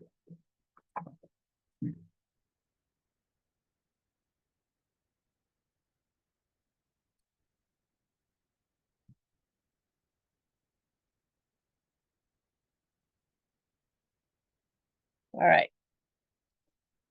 Yay, you can go ahead and turn your sewing or your embroidery machine into a sewing machine because that's what we're doing next. Since you're sitting here and I'm sitting here. And my iron has to warm up anyway, so.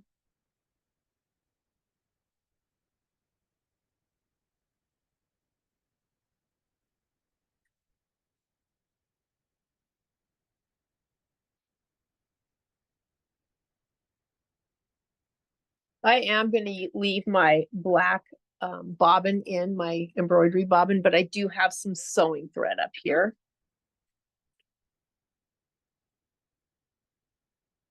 If the backpack is not for a kid, I probably wouldn't worry about it.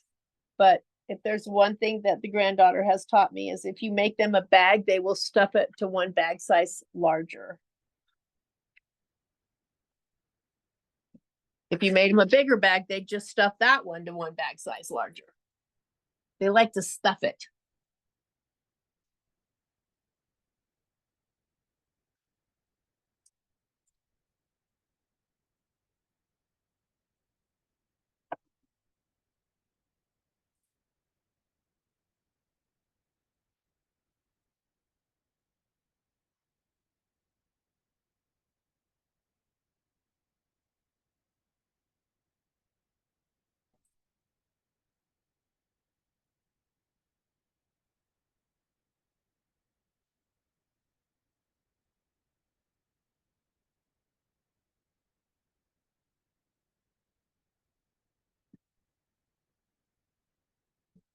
Okay. I'm going to, how old is your granddaughter? My granddaughter just turned 14. I don't get to see her a lot. She was in Missouri. But last spring break, not this past March, but the March before, my husband and I flew her to Disneyland. We met her in LA, and she was in Disneyland for the whole 4 days, and the kid was in seventh heaven. So I think we scored a lot of points on the grandparents spectrum there with that. And I introduced her to the single rider line, meaning we didn't have to go on the rides all the time with her. But yeah, she had a blast. She had a blast. She's a cute kid. How am I gonna do this? Let's unplug this then for a minute. Oops.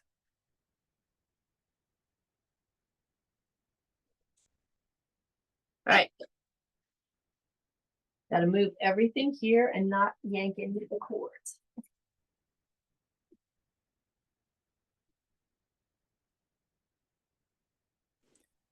Michelle, I'm going to have to go. Thank you for your class. It was really good.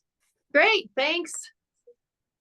We'll see you later. All righty, bye now. Bye. All right, so yeah, I guess we're looking at this one. Definitely is a longer than 2-hour project. If you have to split, that's fine. No worries about it. It'll be on the recording. Okay, so we've done all of it. We are taking it out of the hoop. We are turning the project to the back. We are carefully trimming the stabilizer. We are not rinsing the product in cool water to remove the excess stabilizer. We're not doing that. We are going to, yeah, let's get that part done and then we'll move on to the next parts.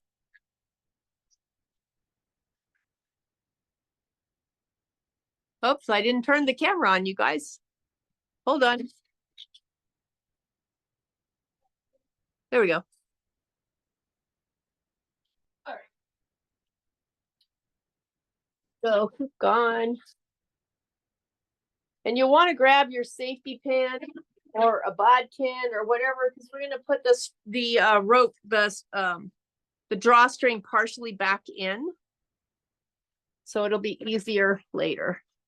All right, so I'm just going to leave this as is right now.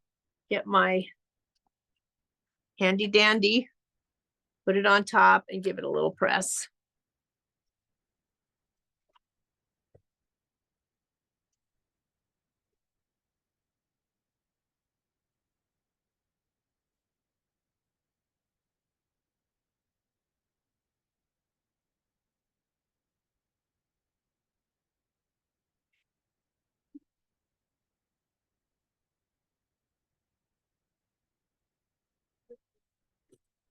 All right. Okay.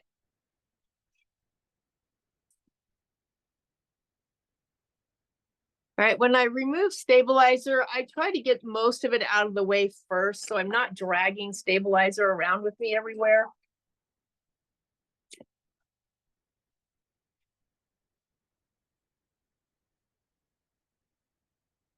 It just makes it easier.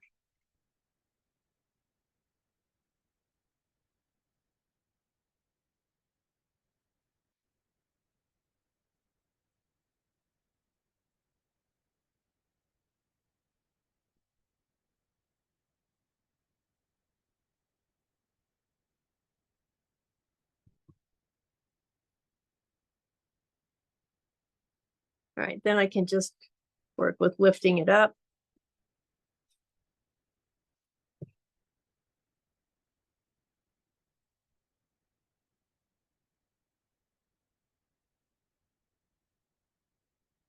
So when I do this kind of a project, if I'm giving it as a gift, I don't wet it and soak it. Here's what I do. I trim as close as I can to the wash away stabilizer, and then I'll usually put a layer of that soft, the soft stretchy stuff you put on the back of like a baby onesie so that it doesn't scratch, the embroidery doesn't scratch their skin, because it keeps the embroidery, even if it's not for a kid, for a baby, it keeps the embroidery nice and and perfect, even if they wash it or even if they overstuff it. And if they do wash it, any wash away that's in here that's left behind is going to wash away from underneath that piece of soft fuse.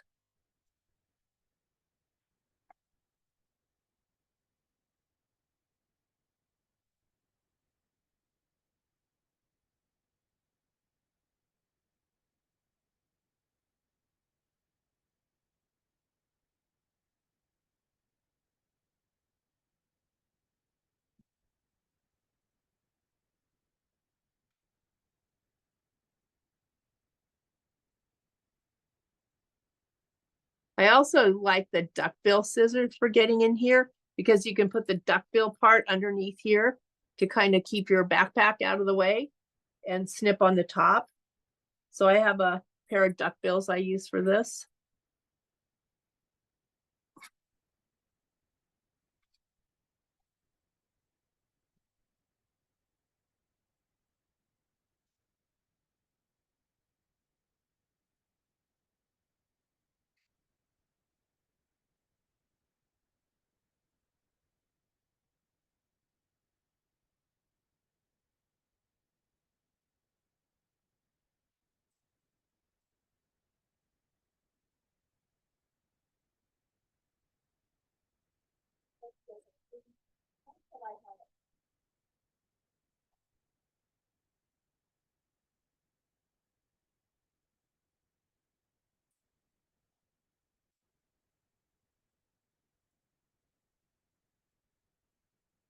All right, if I was at home, I'd probably do a little bit better job than this, but that's good enough, I think.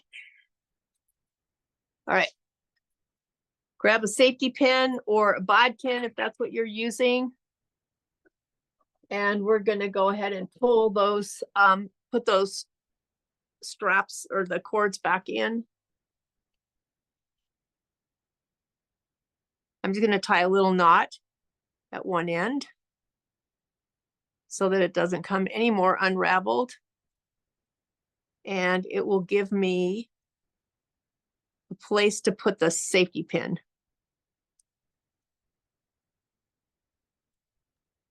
Now, does it matter which cord we pick? Nope, they're both exactly the same. So we're gonna put one across, straight across on the top and one straight across on the bottom. The rest of it's gonna go back together after we have stitched.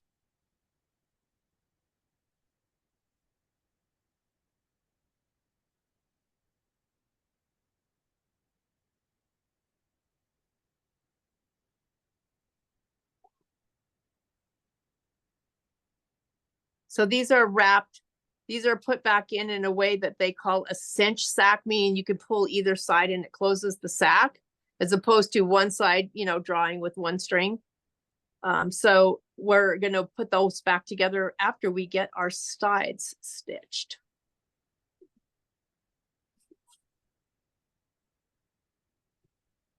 That's why they're so long.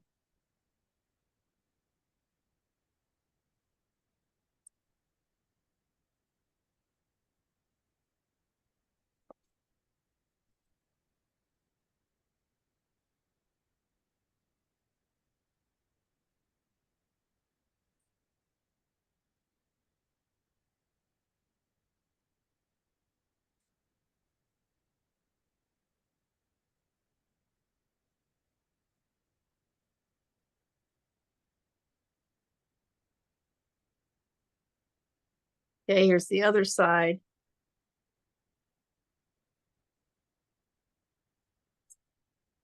So I didn't press the other side. I'm gonna just press this wrinkle out at in the top there.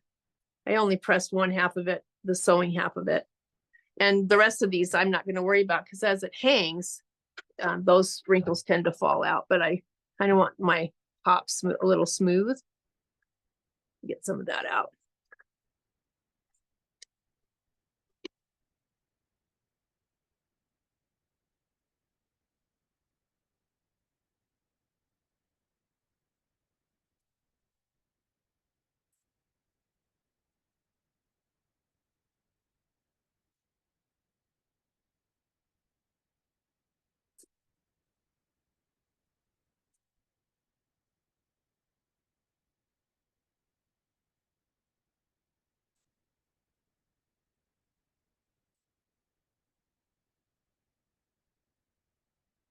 All right, the cords are long, so we're gonna be careful now how we do the next steps. Go ahead and put your bag with the side you just embroidered up. All right.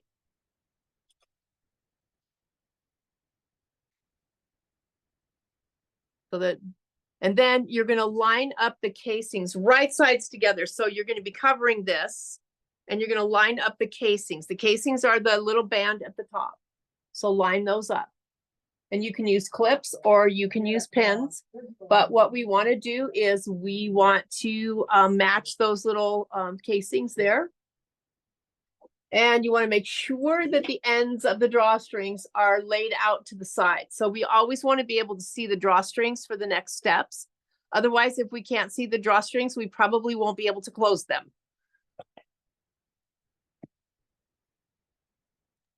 All right. Don't we have to sew the bottom one into that side seam? Nope, I'm following the directions. Roll with me, Irene. So Okay. you have two strands or two strings, one going through each one, correct? So I have one of one of the drawstrings here on the top. It doesn't matter where it's at, doesn't have to be even. I have the other drawstring through the other side, but they're not looped yet. All right. So, and then what we're going to do is now we're going to loop them. We're going to pull drawstring A. So there is the short end to the left of the backpack and the long end to the right. So drawstring A, short end to the left, long end to the right. I'll tell you, and it doesn't have to be perfect. I'll tell you what's going to happen next. All right. At some point, we're going to take this, which is the other side of drawstring A, and bring it through this side. And the same with the other side. So that's why they're setting you up for that to happen. So it doesn't have to be measured. It doesn't matter how long it is. We are pulling drawstring A, which is the one that's on the part that you embroidered, which is the one part that's down flat on the mat. We're pulling that so that we have the majority of it on the other side, on the right side. Then we're taking the side that we folded over and we're doing the opposite. We're having the short end be on the right side and the longer end be on the left side. Doesn't matter how long it is, just the short side on the left, the long side on the right. I'm gonna get the iron out of the way here. You'll still need your safety pin.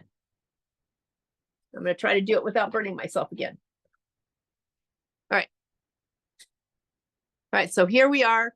The drawstrings are to the top. One's got a short end. The one on the bottom has a short end on the left. The one on the top has the short end on the right. All right.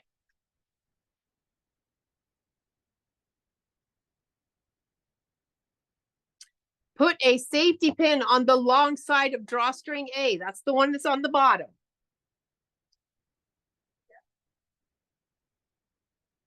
Everybody with me? If you're not with me, say something, because once I get it through, we're moving on to the next one. So I'll repeat. This is side A with drawstring A. It is the side that you embroidered on. Your short end is on the left. The long end is on the right. This is drawstring casing B. This is the back of the bag. Your short end is on the right and your long end is on the left. So let's take the long end from A, put the safety pin in the end here. Mine has a knot in it. All right. And you're going to work it through this back casing. So let me bring the camera down really close so that you can see this. We're going to make and then we're going to give it a little pull to make sure you got it in there the right way. All right.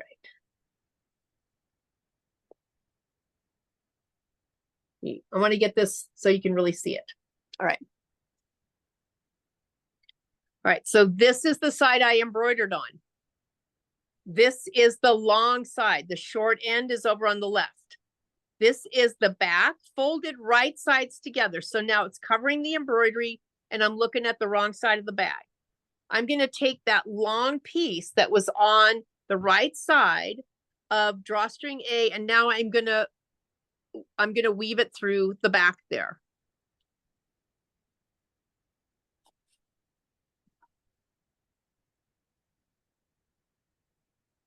This is gonna create that whole cinch sack thing. The amount or inches or whatever doesn't really matter. Just that you have a short end on one side and a really long end on the other. You can always adjust it later.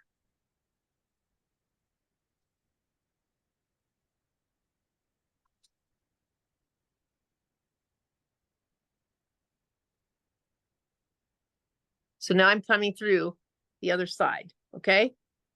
So this is what it should look like when you get it done. All right, I'm gonna go through the sides again. This is side A, this has the embroidery. I just took the long string of side A and weaved it through the top of side B. So now I have a loop that as I pull that loop, is gonna cinch the bag.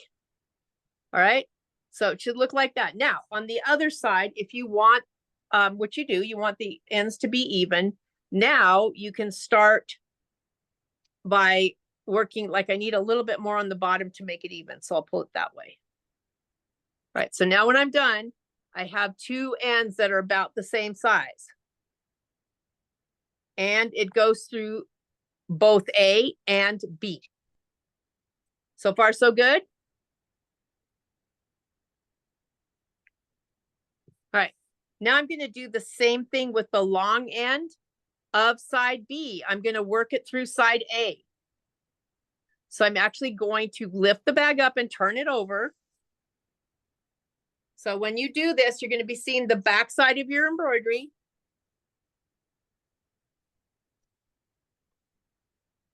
All right, so now this side over here now has the short because I turned it backwards.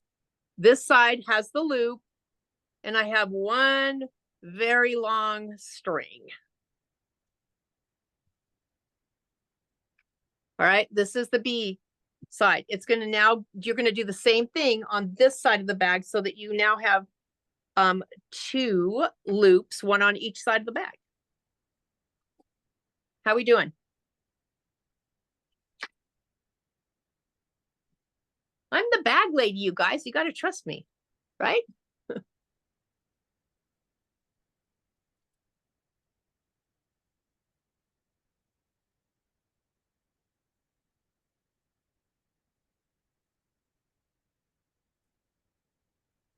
All right, so I'm going to do the same thing. So this side has the two short ones. Now I'm looking at the opposite side of the bag. So now I'm going to take this and I'm going to weave it through or work it through the backpack to the other side. And then we'll adjust the cords to make sure that they're the same length on each side, and we'll test to make sure you can cinch it.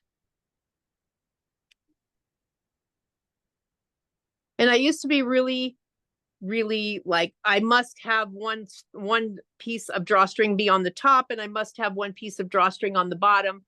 But I have to tell you that the first time the bag gets used, the drawstring goes wherever it wants.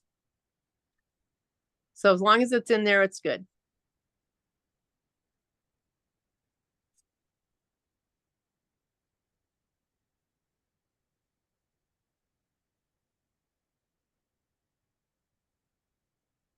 All right. So now I'm going to do the same thing. I want to make sure that I have my loop over here, because here's the loop from this side, the other side. And now I want to make sure that both of my strands over here are about the same length. Because look, when I pull it, it's going to make that loop. When you pull this side, it's going to cinch that side. So in theory, you should be able to do this and close the top of your bag. If it doesn't work, you did something wrong.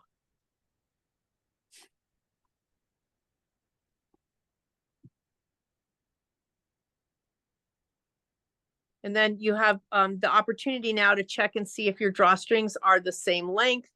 I'm going to go way up now for this. So if it's not the same length, then you can adjust accordingly by pulling. Like this one is too short. So I'm just going to pull the short end, which is gonna, stretch on one side, and then I'm going to work it around to the other side. So I end up kind of even.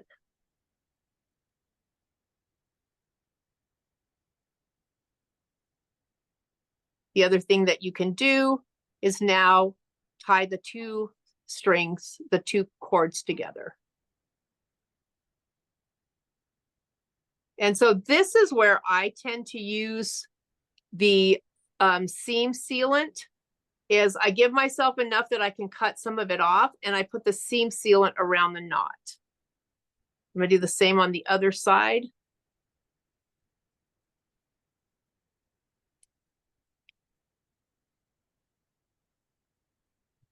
And I'm going to tie those two together, just giving me a little bit that I can cut off at the very end. Pull that knot tight. And I have some seam sealant here. I'm going to do the seam sealant before I snip. And I'll give that a chance to dry.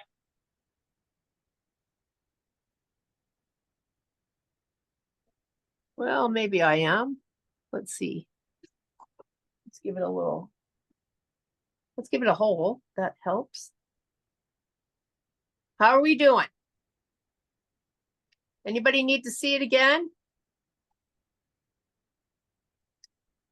Where am I putting the sealant? I'm trying to get it out of the bottle right now.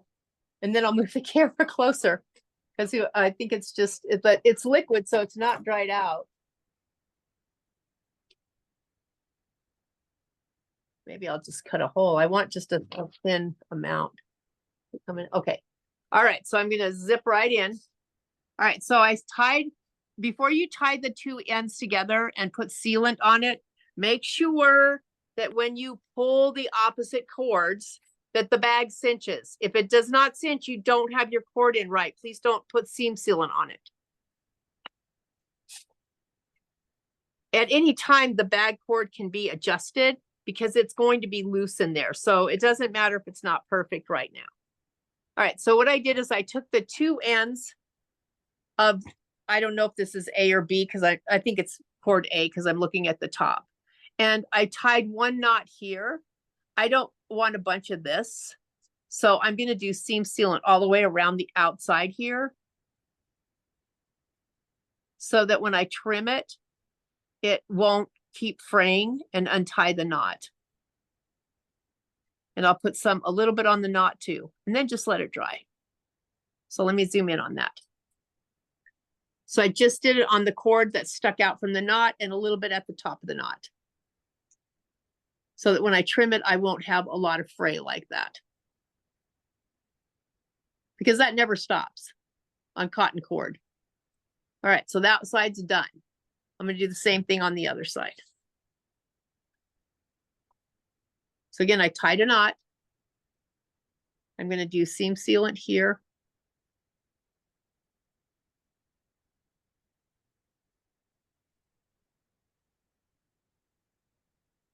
And some around the top of the knot.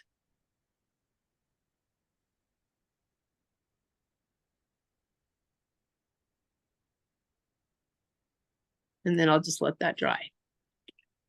All right, so you've successfully put your cinched part in.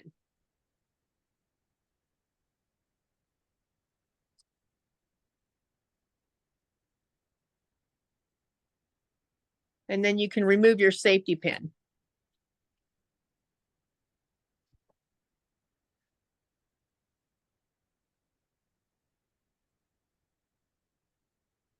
All right. Let's see what we're doing here. So we got our cinch sacks in. We want to tuck the drawstrings inside. So let's take them and go through the top. Don't go through the side. Tuck them inside. You got to be able to get to your side still. So make sure you don't tuck them in through here. Tuck them in through the top.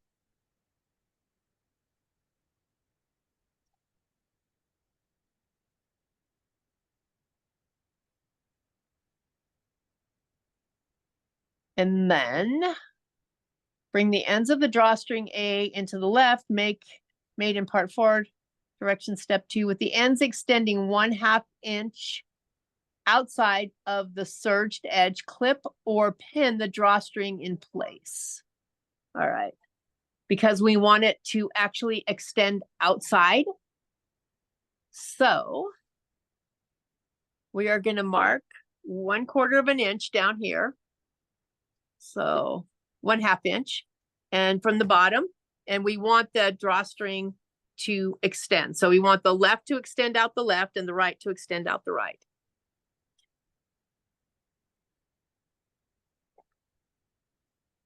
And you can have the end that extends be the part that you're going to cut off anyway.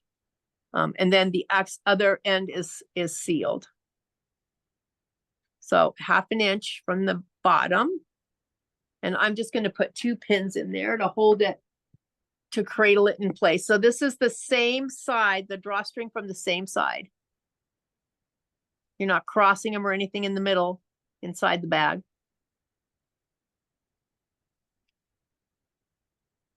All right. So I'm at 1/2 inch from the bottom. And the drawstring from the same side. Let me open the bag so you can see it. Here's the drawstring that comes out this side. It's tucked inside there. It's coming out that side. All right. Make sure that you keep it out of the seam allowance. You don't want to sew it into the seam allowance. And then you're going to do the same thing with the other side. So you're going to pin all the way from one end to the other. They have you stitch some of the actual drawstring part at the top. Those pins are going all the way up. But I believe that you're actually going to start and stop before that. Do not stitch the long drawstrings that are inside the backpack into the seam. So I don't think you need to not stitch any of this up here into the seam. Anything that's stitched into the seam is not going to open or close. And then just pin. I would say go beyond, but I don't go to the end. I'm going to go a little bit. I'm going to use clips actually.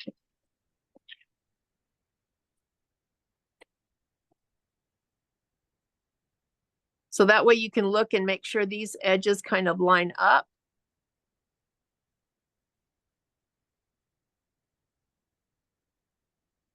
This in here is a finished edge.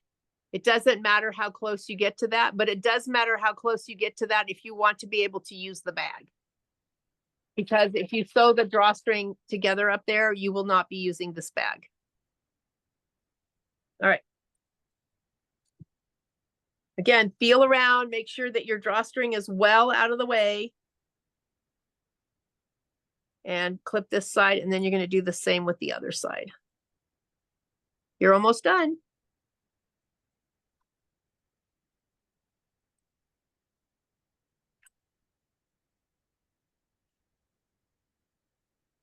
All right, I'm going to do the same thing with the other side.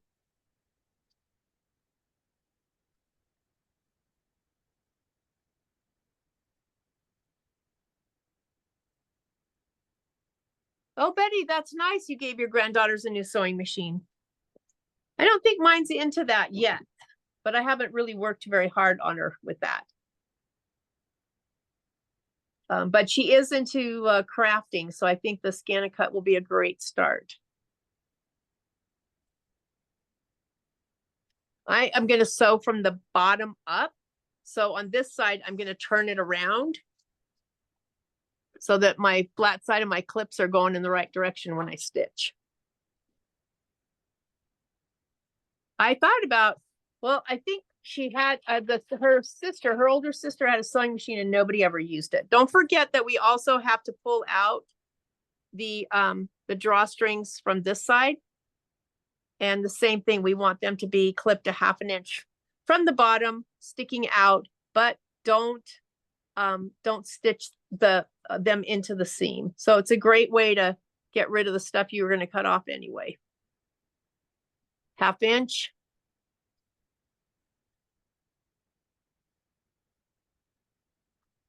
Now I'm going to just push that down so it gets nice and tight.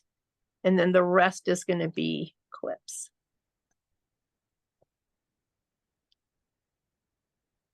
Everybody check their bag that they could pull the drawstring. Bye, Liz. Thanks.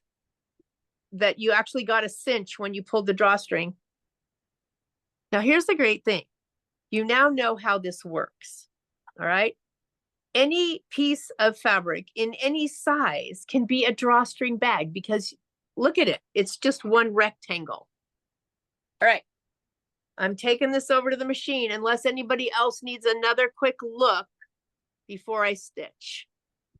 Let me grab the finished one. Michelle, are you starting at the very bottom? I usually do start at the bottom and sew up, but because it's going to be kind of hard to put your presser foot down on top of this cording. So I usually start at the bottom and go up. All right.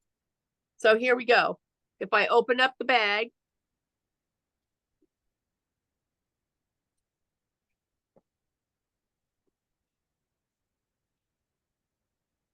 here is the drawstring that on this size.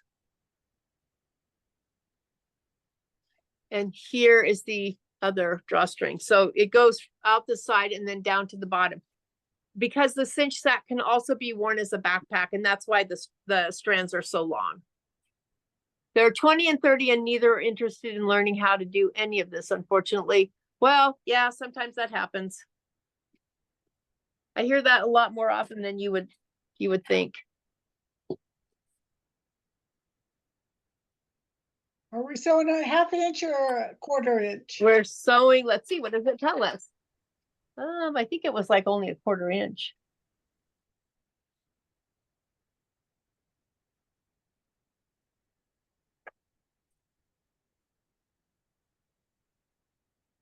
Yeah, 1/4 inch.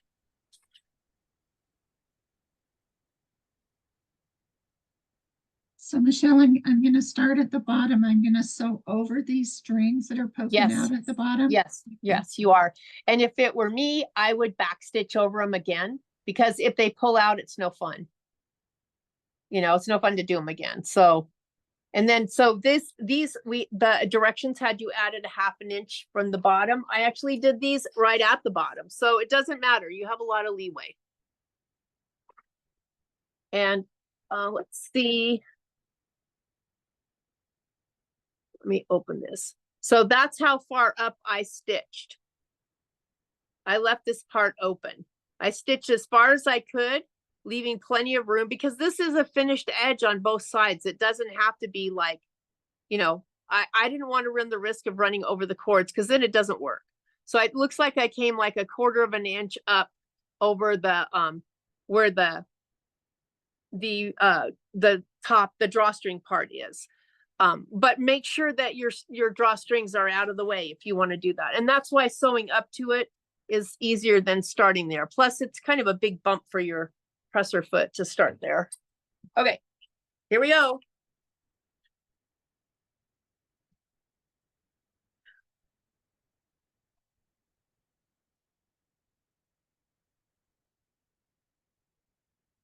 Get the computer so I can bring you guys with me.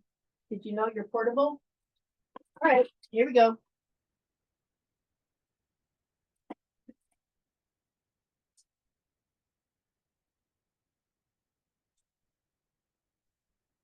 Right.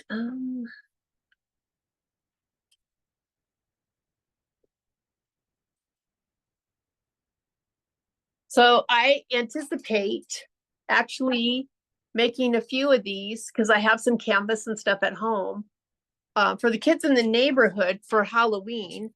And I'm going to put their little treats in there. So I'm not going to give them a big cinch sack, but I can make them a small cinch sack that's to put their little goodies in. All right. So I'm going to go ahead and switch to sewing.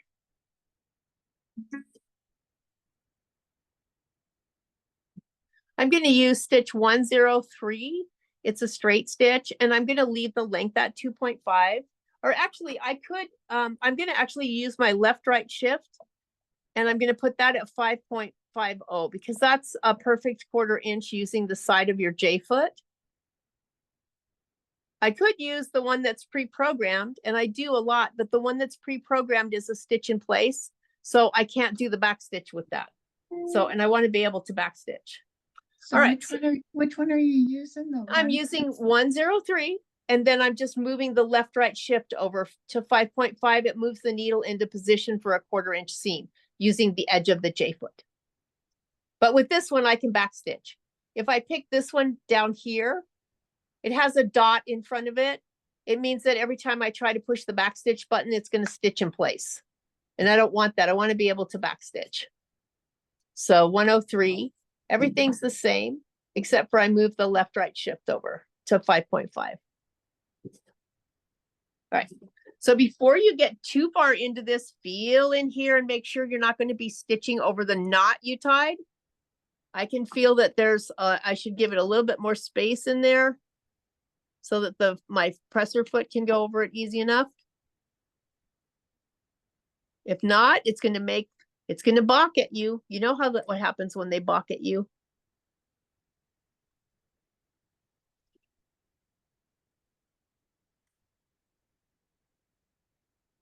All right.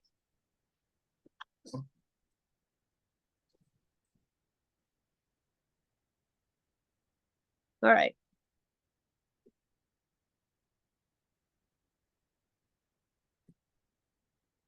I'm going to show you a little trick with your machine too.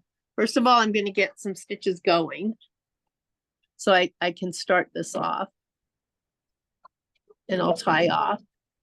And then I'm going to pull these pins out. All right.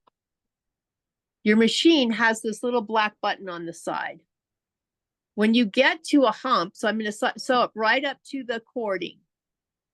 When I get there and my foot is up, I'm going to stop stitching, leave the needle down, tip the foot forward and push that black button in. Then you can continue stitching. It levels the foot over the fat part. And I'm going to back stitch before the button pops out again. And when it goes over the hump, the button pops out and you don't need it anymore. Let me show you that again. You have a built-in hump jumper. So let me cut the thread and I'll show you again. All right. So I started stitching. First of all, make sure your knot's out of the way here. I started stitching and watch what happens. I'm going to zoom in really close and watch what happens with that presser foot as it approaches the really fat part.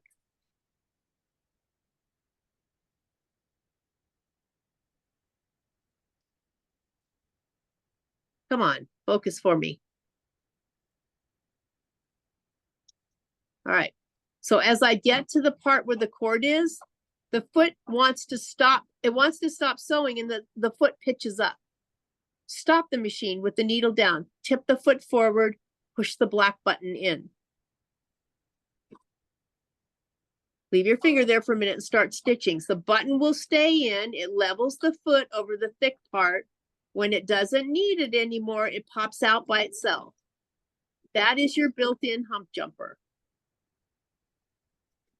Bet you never knew what that little black thing was for on the side of your foot, did you?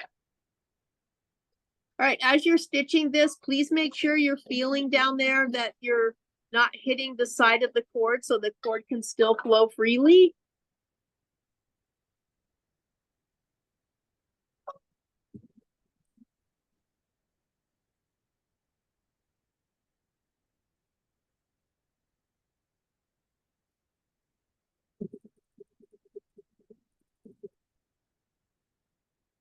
And you are going to taper in here a little bit.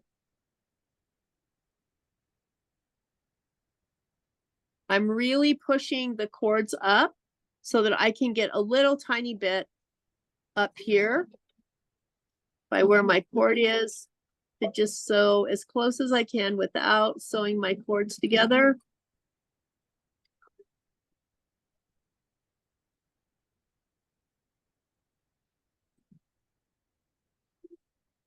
All right, so there we go. That side's done. And now I can cut these knots off here.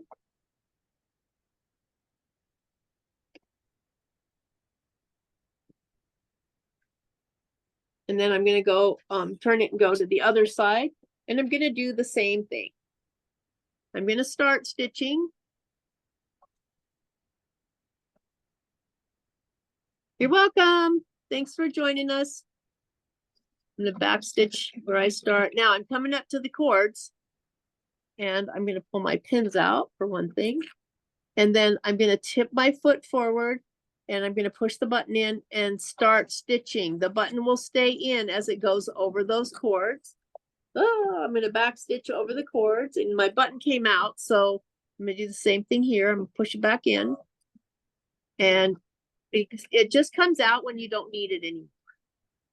And so that way you don't get those really long stitches over something like a heavier seam or something like that. It also allows you to sew over things like cording and stuff like that without affecting anything. And again, please make sure that you feel around in here and you can feel your drawstrings at all times so that you're not sewing them to anything.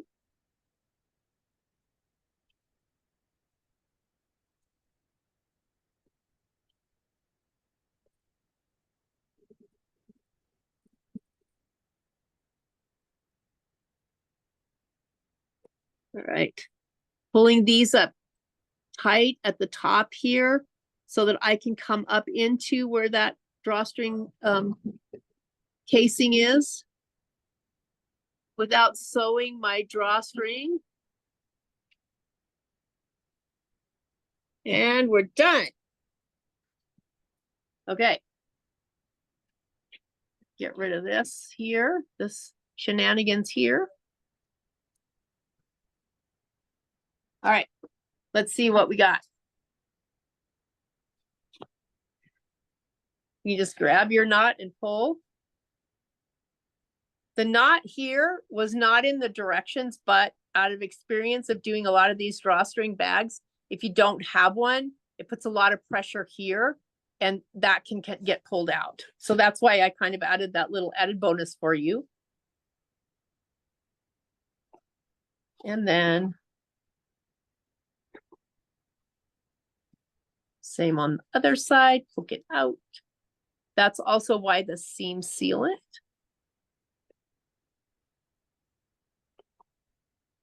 All right, here we go.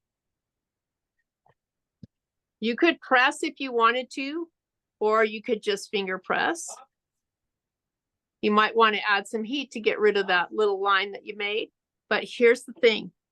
Once you get done, you're going to pull your cinch sack closed and you can either wear it as a backpack or you can wear it over your shoulder and they can put all kinds of overstuffing things in it. Because I'm pretty sure that mine could figure out how to overstuff this as well. How's everyone doing? Fun class. Thank you guys for hanging out with me. Thank you. How'd you do, Margaret? Good? Yay. How's everybody? Let me see some thumbs up if you got it done. Whoa, good. That's great. A lot of you did. The only problem I had is I have the two ends on my backpack, but You have the what? I don't have the two loose ends on each side. There are no two loose ends on each side. It looks like this. That's not loose. It's just a circle that goes around. Oh, I must have messed up. No worries. You still have time to fix it. This is a lot of cord. If you found that something like that happened to you, just undo your seam and just cut the place where the knot is and go back to, I'll tell you where it happened. It probably happened when we were making, weaving that cord through so that we could make the cinch part. That's what happened. So you're still good. Just open, and you don't even have to open the whole seam allowance. Just open the seam allowance. You didn't what? I didn't take out my cording. I left it in when I sewed it. Oh, so you sewed it to the bag. Yes. Oh, I okay. didn't take it all out. I kept it all. Okay. Well, you and the Ripper are going to have a good time this afternoon because you got to get it out of there. That looks great, Irene. I'm proud of you. So it's a little bit of a, and I'll tell you that the whole idea of the cinch sack drawstring, if I hadn't been doing them for like 15 years, it's a hard thing to wrap your head around. It really is. But what I use on the back of the embroidery, I do. So I use the same thing on towels. I use the same thing on things like this, is I want the back to be finished. So I don't rinse because it never looks the same after you wash it. So what I do is I trim all of the threads, which I didn't do on this because, you know, it's a project. I trim my wash away stabilizer as close as I can to the embroidery. And then I use that, I think it's called soft Fuse and Soft or something. I think it's an embroidery product. It's soft fuse. Soft Fuse. Thank you, Irene. So I use the soft fuse and I cover the embroidery area with the soft fuse. And it doesn't matter that you're doing the soft fuse over your wash away, because the wash away will still wash away underneath the soft fuse. So, and then I just, if it's a towel and it's a gift, I say, hey, you know, that stabilizer, the first time you wash the towel, it'll be fine. But if I don't do it the first time they wash the towel, the embroidery is going to be all puckered. So that keeps it from that happening. And the same here, the soft fuse will keep all of that kind of flat and stable. You know, you want it to look pretty after they use it. I think that's the thing, is I don't want it to look all puckery after I went through all that work. So I definitely use that on baby onesies. And I just started using it on a lot of things because it's just easy and it's fast, and it, you know, I actually put it on with the heat press, so I know that the seal is tight. And then what you can do if you don't want any show, like if you have a fabric that would show like the press marks, is use a wavy rotary cutter. Don't use a straight rotary cutter. Use a wavy rotary cutter. Then when you press it, it's almost invisible. You know, you can't see it from the front. It doesn't make those line impressions. Who makes soft fuse? Is that OESD or is it Kimberbell, Irene? Do you know? I think they both have it. I think they both do. I have a Kimberbell one, but I think Baby Luck makes one too. Yeah, so I think most of them do. So there really is only about 2 manufacturers of stabilizer in the country. And they manufacture for all of the different companies. So it's going to be very similar, called something very similar. It usually sells in a roll that's about 8 to 10 inches wide. So it's, you know, it's not something, since it's only a finishing product, they don't, you know, you don't need to hoop it or anything. So that should kind of give you a clue. It's about 8 to 10 inches wide. The roll is 12 at best. You don't need a lot, just enough to cover the embroidered area. I think the Kimberbell one is called Silky Soft Fusible Backing, and it comes in a roll. Okay, so that looks like a 12-inch roll though. Yeah. 12 by 5. So I would do that. I would do like 12-inch roll if I could find. I think mine at home still on a 10-inch roll. All right, ladies, thank you so much for hanging with me today. I had a wonderful time. I love it when I get to stitch with you. So Thank you. thanks so much. And this will get posted later on today. And I'll send you all a link. Thanks, Michelle.